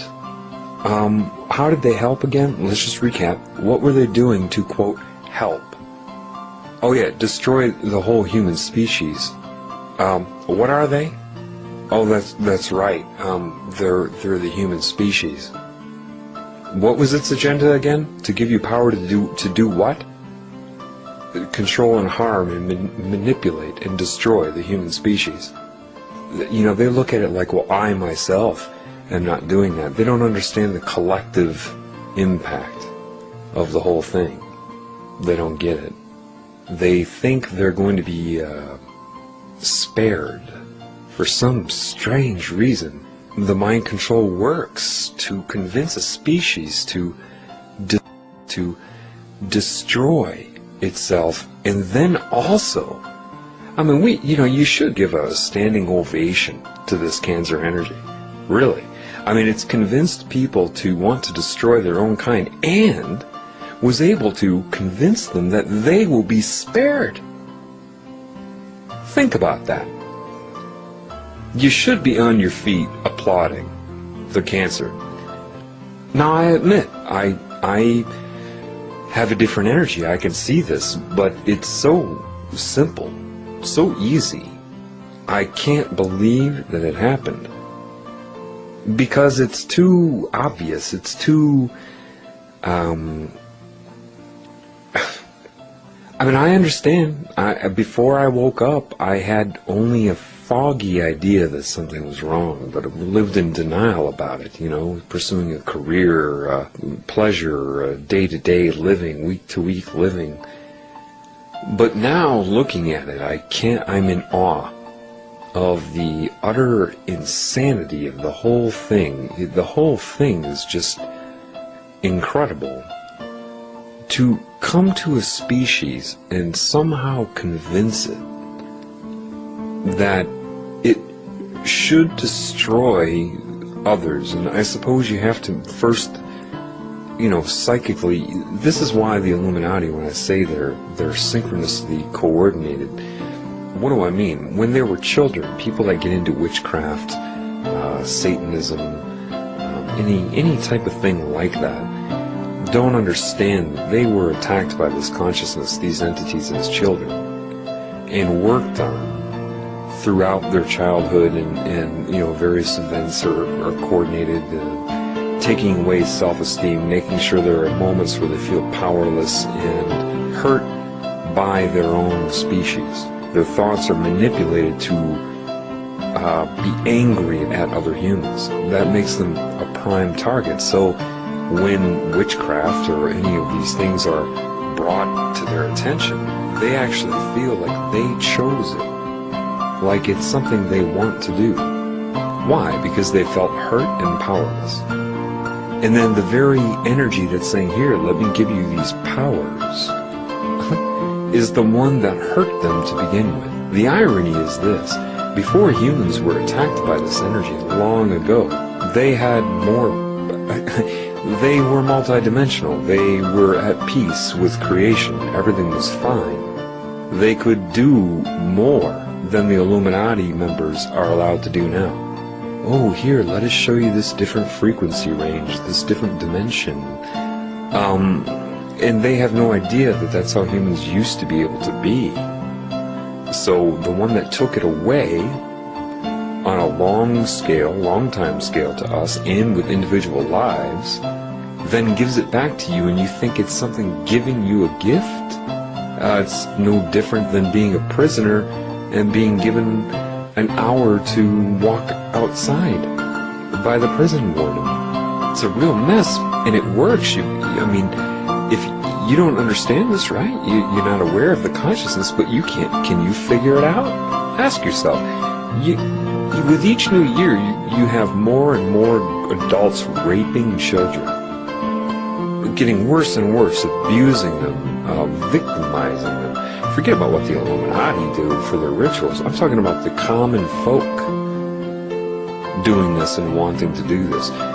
And people just are so asleep, so under a trance, they just point their finger at them like, you are a bad person. You as an individual are bad. They don't question what is occurring with the race as a whole. And the Satanists, the low-end witchcraft people, low-end Freemasons, think they're getting a gift of knowledge. You get high enough up, and then you encounter these beings, right? And the beings are not... Look how easily they manipulated the human race. Humans used to be more mentally active thousands of years ago than they are now. It doesn't matter if they had the technological knowledge, they had the intuition. And they were able to be taken over. This is why the other part of the universe, energies, spirits, who you want to call them, whatever, consciousness from areas outside the tumor, like the, DNA recombination in your immune cells to figure out how to fight an infection. This is different. This isn't fighting it. It was, figuring out what happened.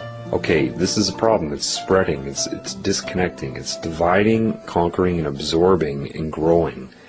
It has to be figured out. So new spirits have come into this tumor. The body is not the barrier. You have a few layers of that. So it had to be enabled, spirits that were, how can I say this, around longer. It's not a matter of being better or worse, but what do you want, a lie? Spirits that have more universal knowledge, you could call it an elder, just more in touch, more of a quanta of energy available to their being, came in. I'm one of them, knowing that as soon as you're born, you're going to forget everything. This is why they can locate you immediately, because you do have more energy radiating from you.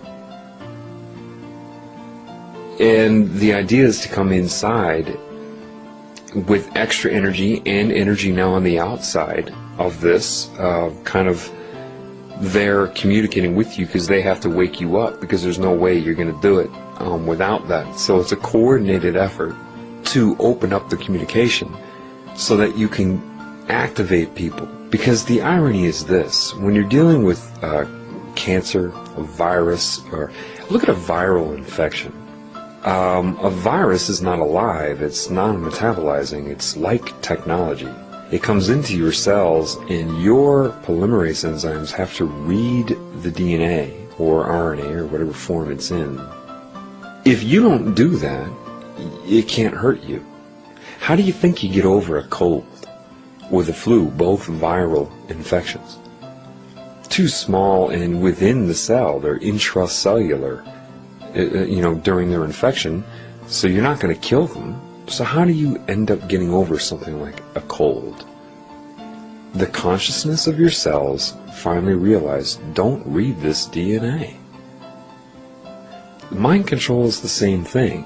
Entity consciousness connected to everybody in the form of a mass possession is the same thing. If you don't read it, if you don't acknowledge it, it can't hurt you. And right now, that's easier said than done. So what has to happen is many people have to start waking up, and that energy will start to radiate and spread to everybody else, just the way information spreads within your body.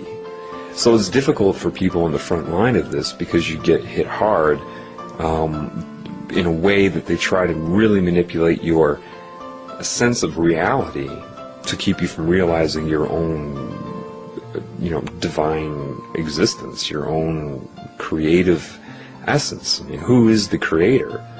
You. Now, let me make you understand a little bit more this, the perversion thing, the sex thing. It's an addiction. It's a chemical addiction within you.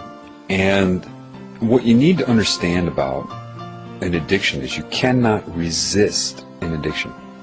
Ever. Ever.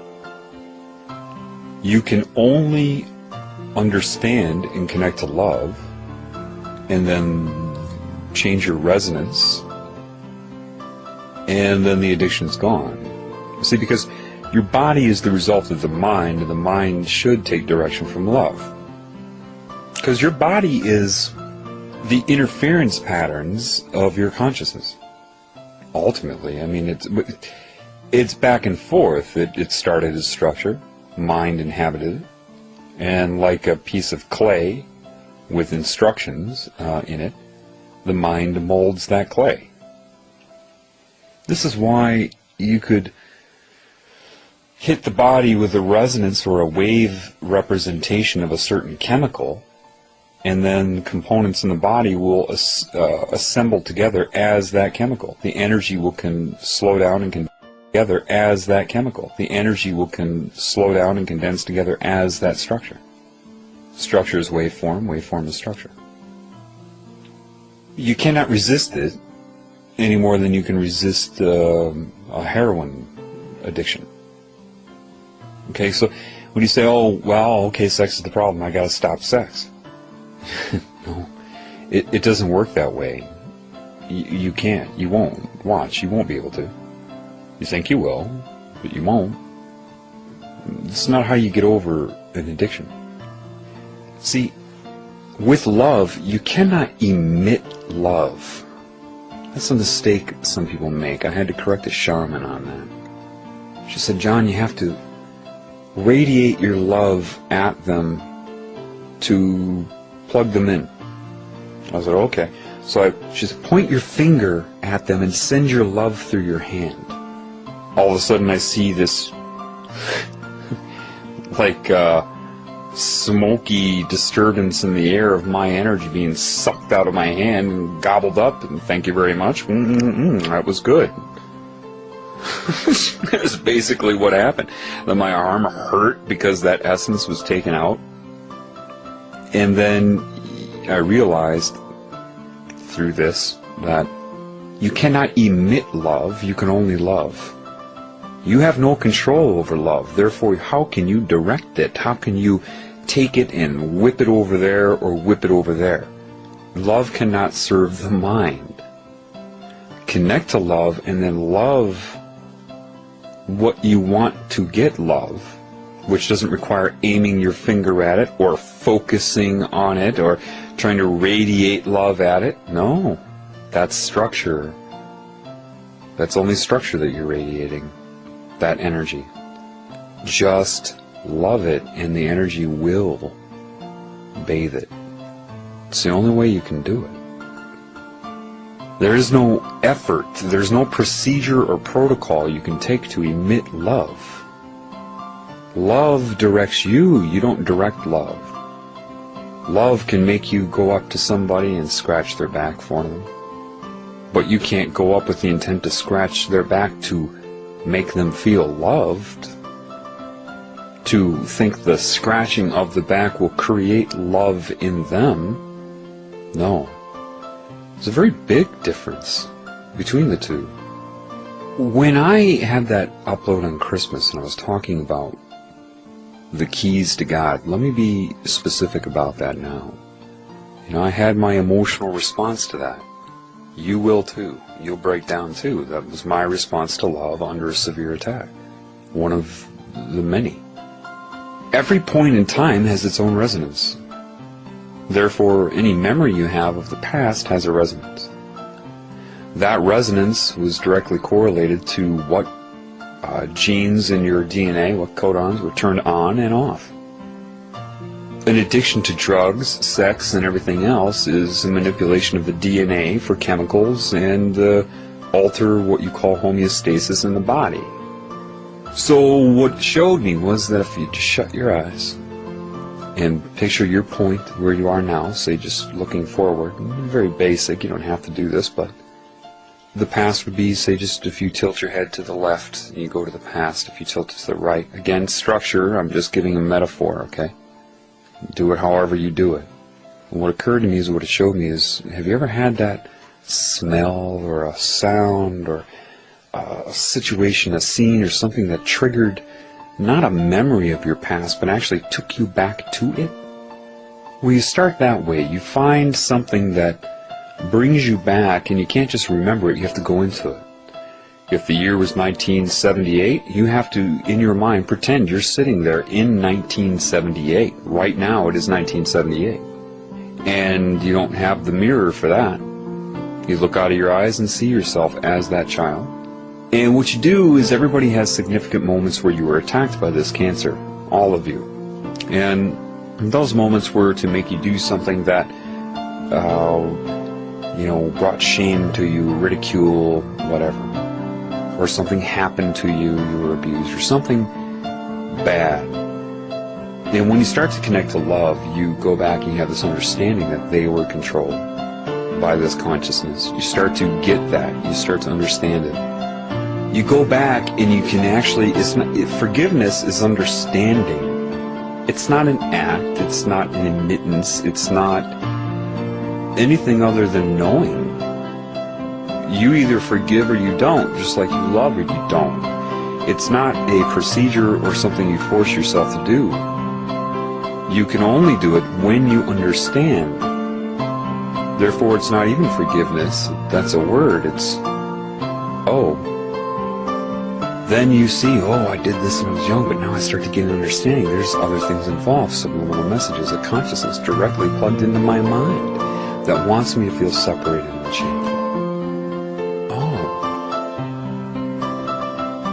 Doesn't matter what you've done or who you are. See, if part of my body gets sick and it's being played out as cells attacking each other in the worst brutal ways inside my body, cancer and allergies would go hand in hand based upon that. Autoimmune disorders. What are you going to do? Punish it? Or do you just want it to heal so you can go on with your life? Which is it? Well, I'd like to heal, but you know what? I think I'm going to turn you into a cancer cell and punish you. Because you became disconnected and started attacking other parts of me. You, Mr. Group of Cells, and Mrs. Group of Cells, and whoever you are. And I'm going to punish you now. No, you're not going to do that. So what makes you think that the Creator's going to do that to you? If you knew how appalling the attack on your own body and an autoimmune disorder was inside your own body, or a cancer, how the consciousness is being played out, the torture, older cells destroying newer cells. On that level, they can't understand it. That's the anger inside the tumor itself. It's only when you connect to all perceptions at once, being part of them, being part of you, being part of something larger, and everything at once, when you spontaneously heal. What makes you think it's any different here, in an infinite scale? You need to be able to forgive, obviously, the people doing the most horrendous thing. Now, forgiveness doesn't mean you allow them to continue, because love will always do and guide you to do what it believes is right. You can't not lie. Lying is no different than telling the truth.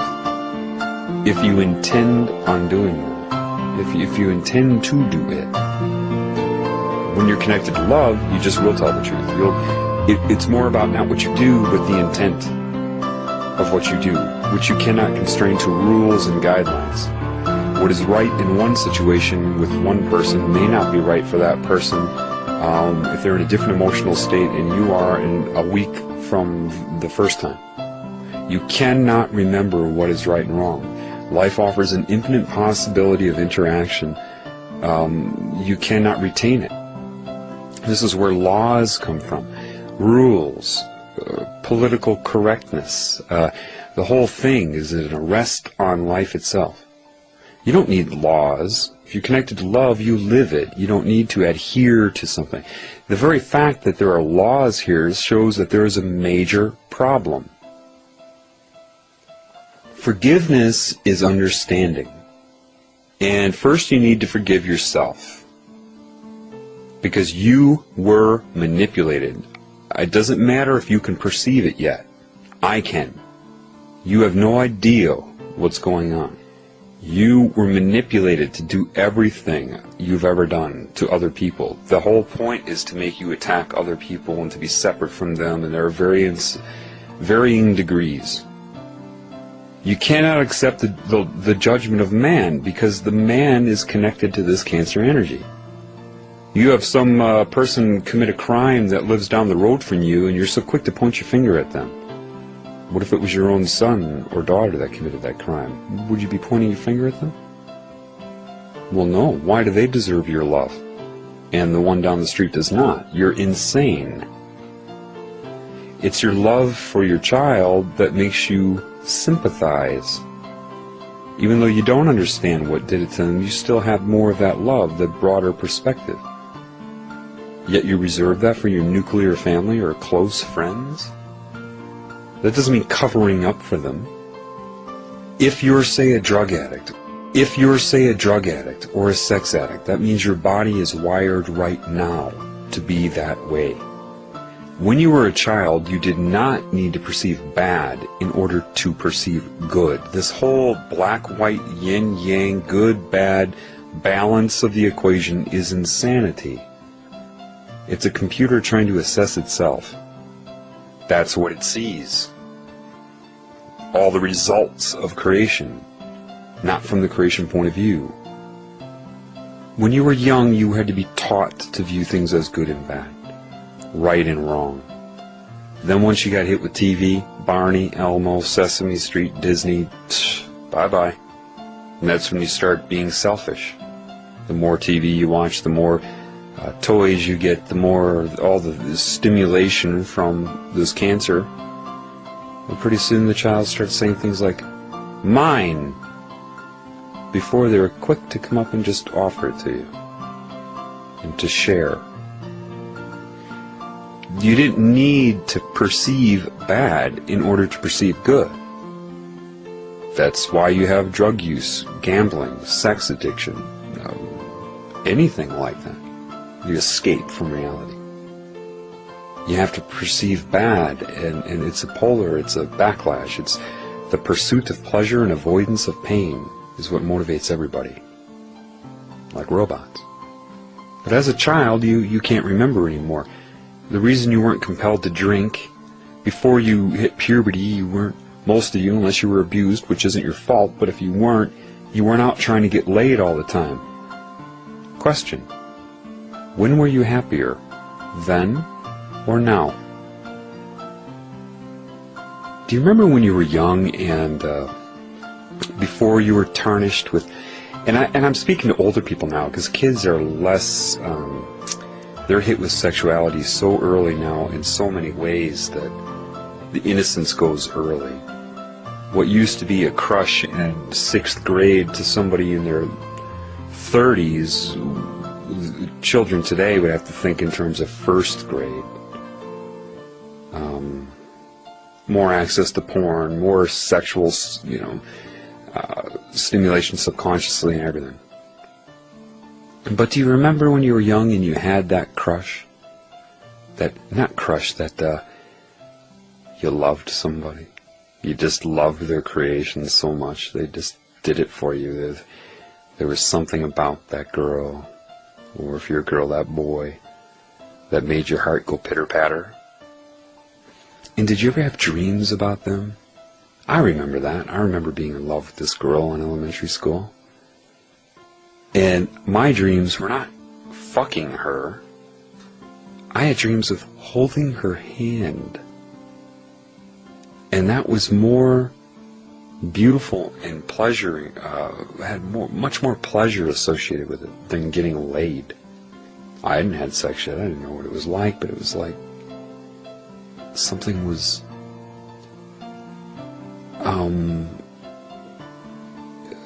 wrong with that. I had such a crush on her. I remember on Valentine's Day I would show up at her, this little kid in like 5th grade, and my dad would drive me to her house, and I'd go up to her door all nervous, and I'd have this giant heart full of chocolates and perfume or whatever I thought I was supposed to give her, and she'd answer the door, and I'd be just overwhelmed,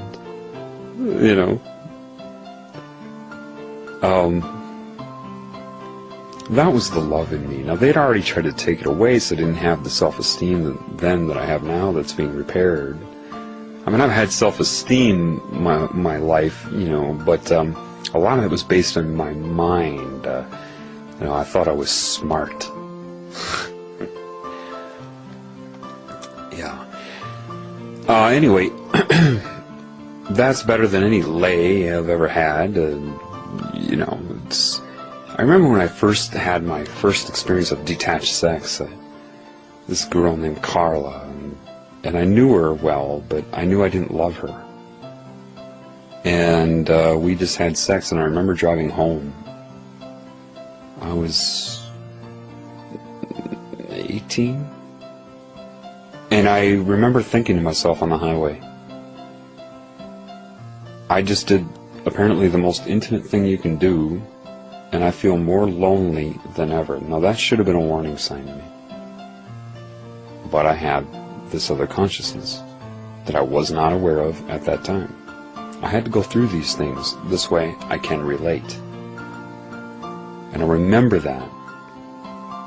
There was something wrong with it. Nothing wrong with her. There's something wrong with that. Like I said before, if you find that moment, find that memory, and you go back in your mind and be there in your mind and bathe yourself in that energy. Imagine taking that energy and having it change your DNA right now. Because that energy, that memory, that moment is a vibration. And correlated to that vibration was a certain genetic code. What do I mean, genetic code? You say, well, that's the DNA. No. The code is what parts of the DNA are active at any given time. That's the code. And before, when you were younger, it was your love and consciousness that dictated your genetics. So you activate it by that. You need to go back, and then what happens is you find the points of yourself when you were innocent, or more innocent. And you take that, and it will start to change your resonance now. Once you start to change your resonance now, you get a new insight. The insight of your innocence as a child. See, the children have the love in them, but they don't have the experience or the body mass to defend themselves. And so it can be taken away. If you get the innocence back that you had as a child, which you can, with the size and maturity you have now, it's a whole different story. And this is what it means in certain symbolism to say you can only enter heaven as a child. Well, heaven is just where you started from. You just forgot. That's how good it is. That's how good you had it. Then when you gain this new insight, there are all those moments throughout your life that you were embarrassed, ashamed, you felt tainted forever, that I'll never be the same again. And you go back and you understand. And then you can heal yourself back then. Why? Because that moment created an imprint in your DNA, in your field of consciousness. And by going back to that moment and understanding it, and healing yourself then, you erase the current imprint from it now. That opens up even more. Then you go back and get more of that innocence from childhood. Look at old pictures of yourself as a child. Look into your eyes. See the wisdom that you couldn't see before.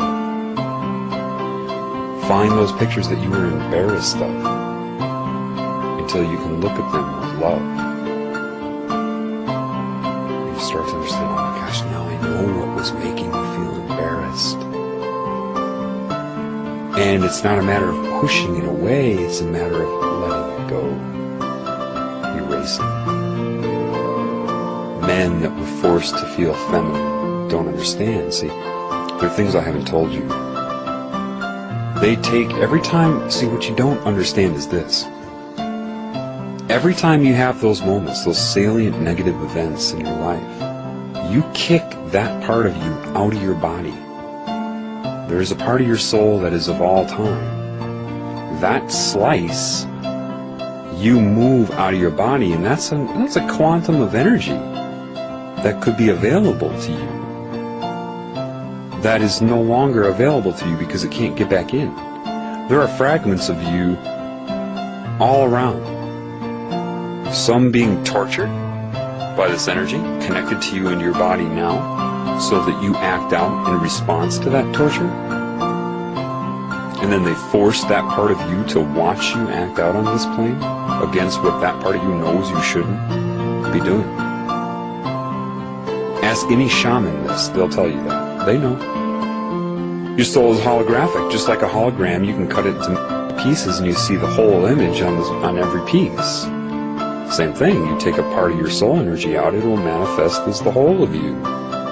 I have had parts of my soul tortured since I was 5 years old. A shaman told me.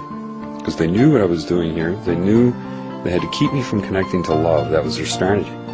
They have been torturing me in the worst ways on a different plane. And I forgive them. That was then. I'm not looking at them as a warrior, or else I contribute to the destruction. I'm looking at them as if I were a cosmic universal physician that has come in here to fix the problem. You can be a psychiatrist and have a patient. That patient may reach up and smack you. Are you to take offense or to understand the disorder? I am to understand the disorder. See, that's the trick. Every time you are ashamed of parts of you at any point in time, that resonance that was in connection to God, hate parts of yourself for things you've done and don't know you were manipulated to do it, you kick it out of your body. Have you ever seen, like, when you're downloading a torrent online that starts to collect pieces and you see all those gaps in it? That's what you are right now. You have all kinds of gaps of yourself stuck on the outside of your body. A barrier.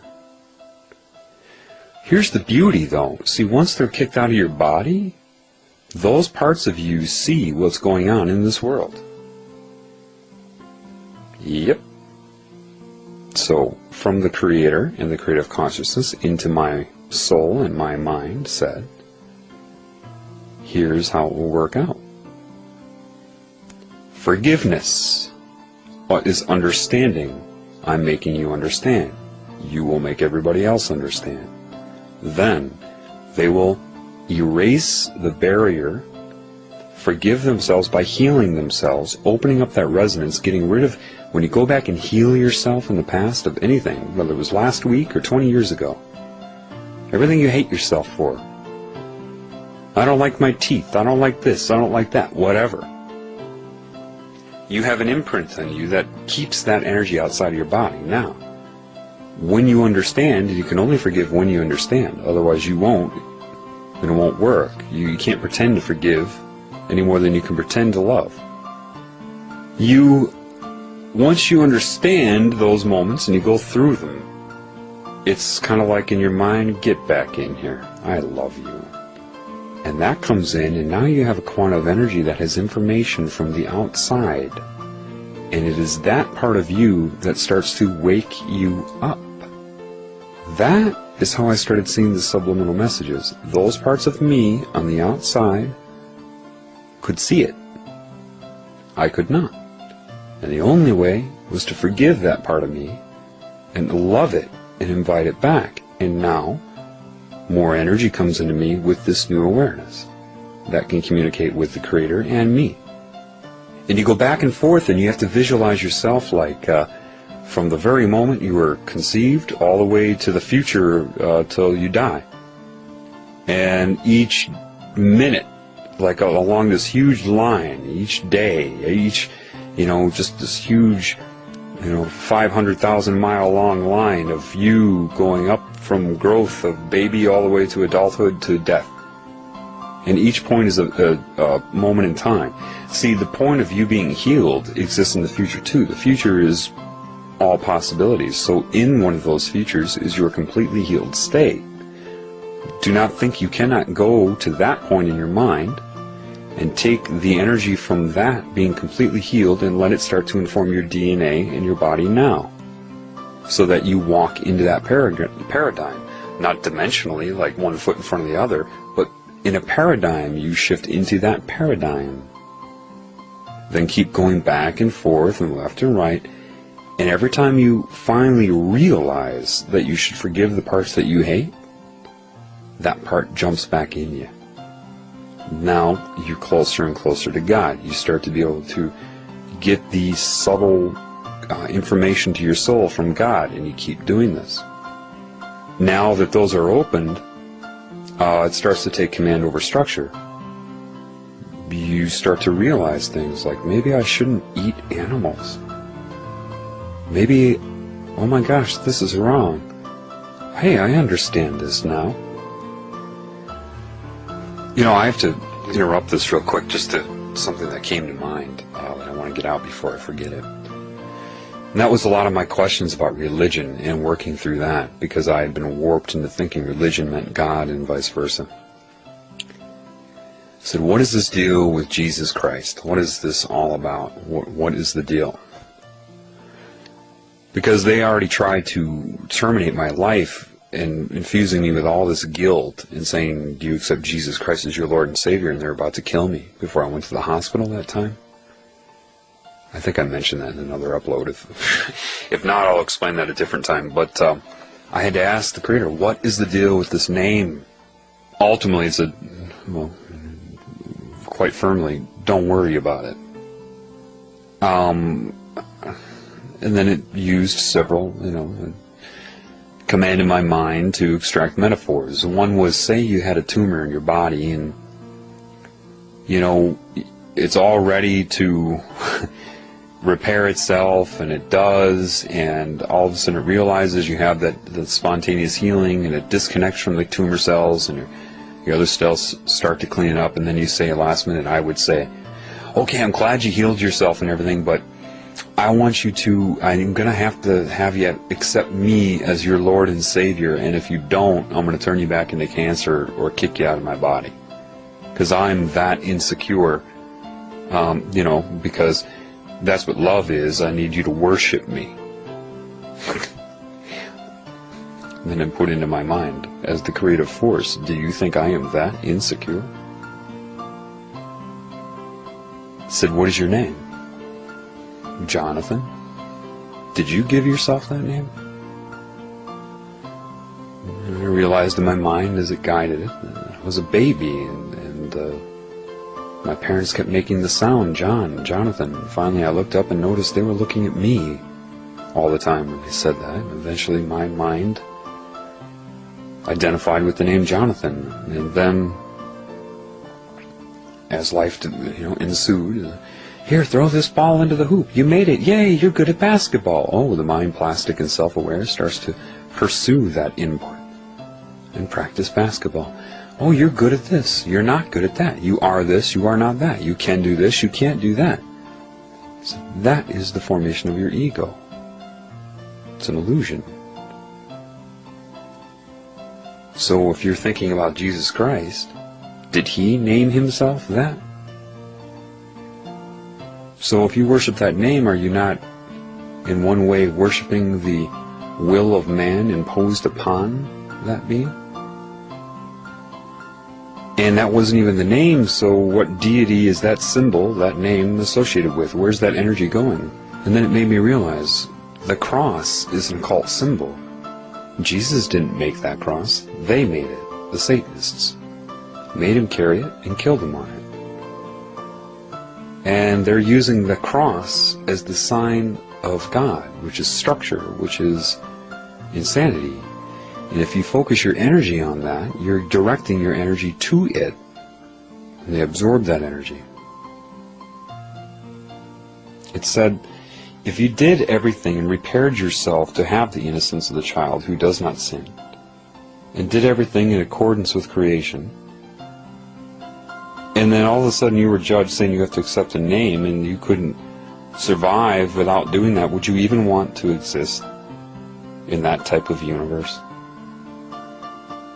No, I wouldn't. I said, well, did he or did he not exist? It won't tell me. I say, why? It says, how are you going to learn if I tell you? Basically. Do you need to read a Bible to communicate with me right now? No, I don't. Exactly.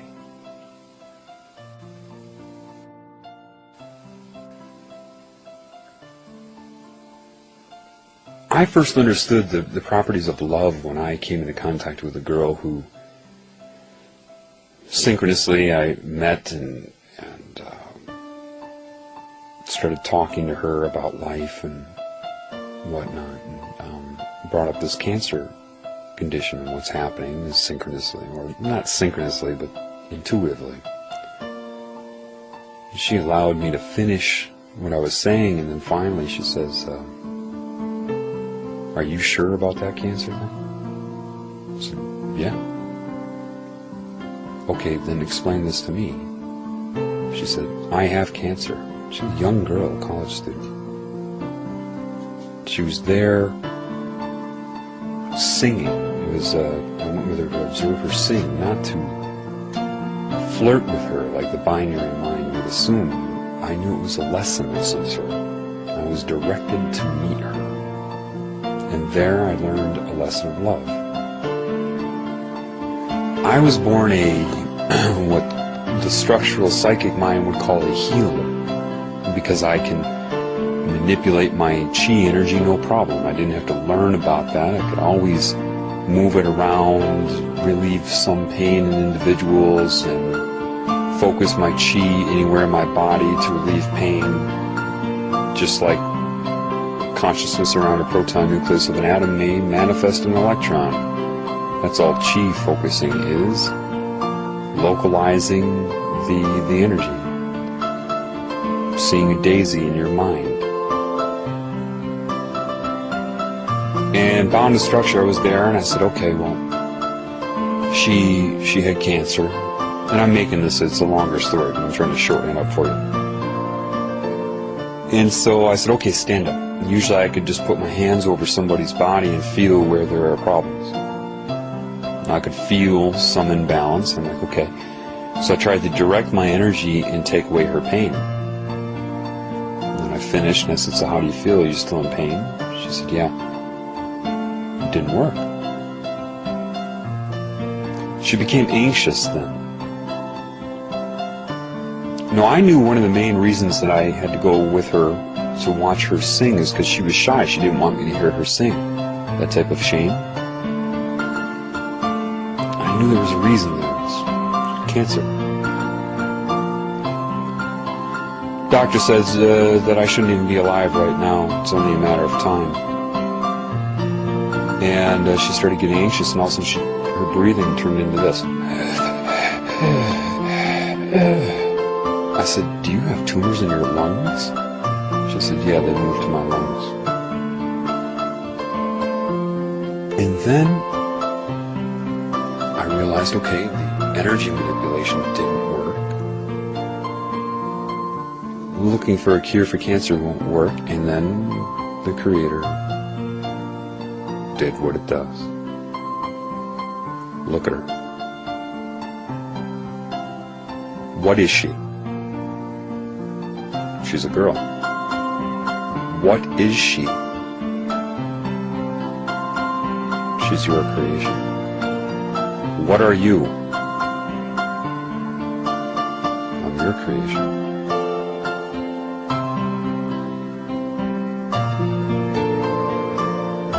Did you create her? No. What's a sin, John?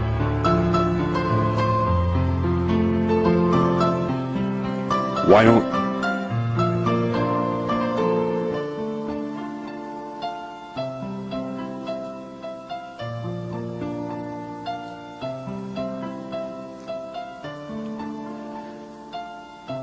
Why don't your skin cells attack each other in your body? Why don't your body's cells attack each other when you're healthy? Why don't they steal from each other, lust after each other, try to manipulate each other, take from each other, use each other to seek pleasure and avoid pain? What is that when they do that, John? That's cancer. Does it have anything to do with good or bad, John?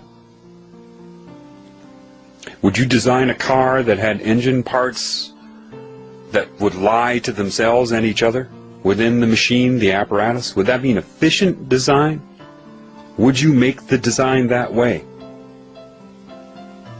No. Does it have anything to do with good or bad? No. It just works or it doesn't, right? Who loves you? What are you, John? Did you create yourself? That which is inside of you, did you create that? No. Did you create her? No. Were you just looking at her tits? Yep.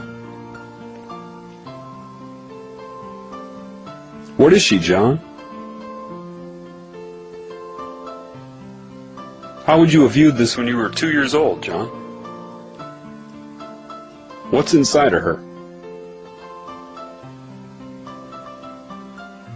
You? How do you feel about what's inside of her? Who's been pulling you out of your rut and showing you and giving you the honor of loving everybody else. You? Who created you? You did? Who's inside of you? You?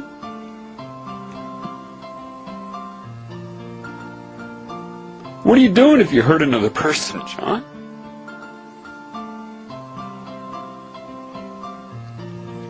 How do you feel about her, John? Look at her. What's inside of there? What have I done for you? Have you been attacked? Hounded? Tortured? Yup. Did I or did I not pull you out of that? Like nothing. Is she capable of healing herself, John? You tell me. Who's in her, John? You?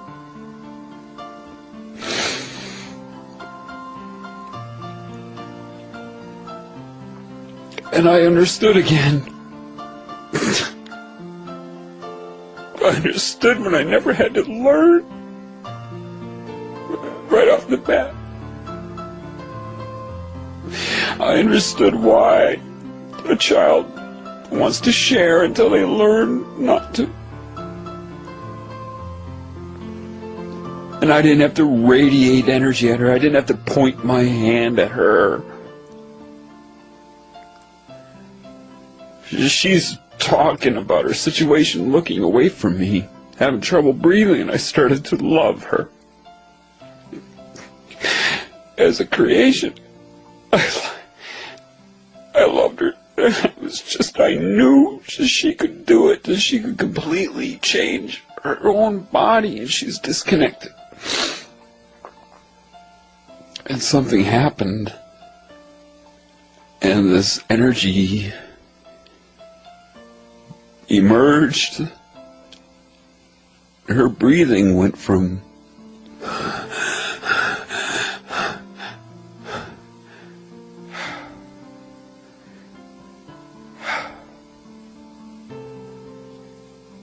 and she sat there and she just looked at the ground. I said, what happened? She said, I don't know. I said, are you still in pain? She said, no.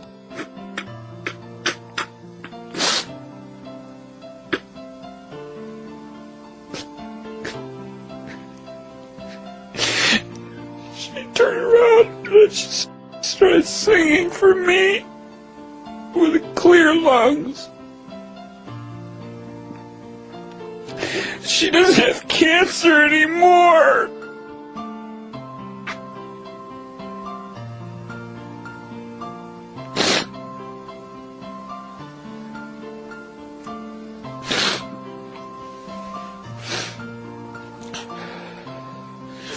You are in a world where a doctor tells you you need medication, surgery, chemotherapy, radiation treatment. You are inside of a tumor. The only reason this tumor is still in existence is because the Creator is going to heal it all.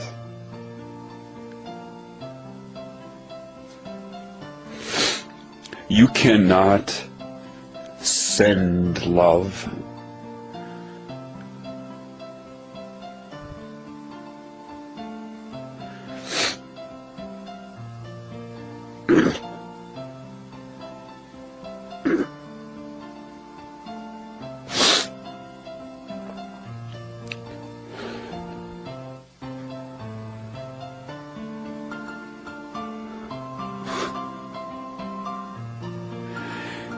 The insanity of this planet right now is disconnection from what I'm telling you. You need no Bible. You need no protocol.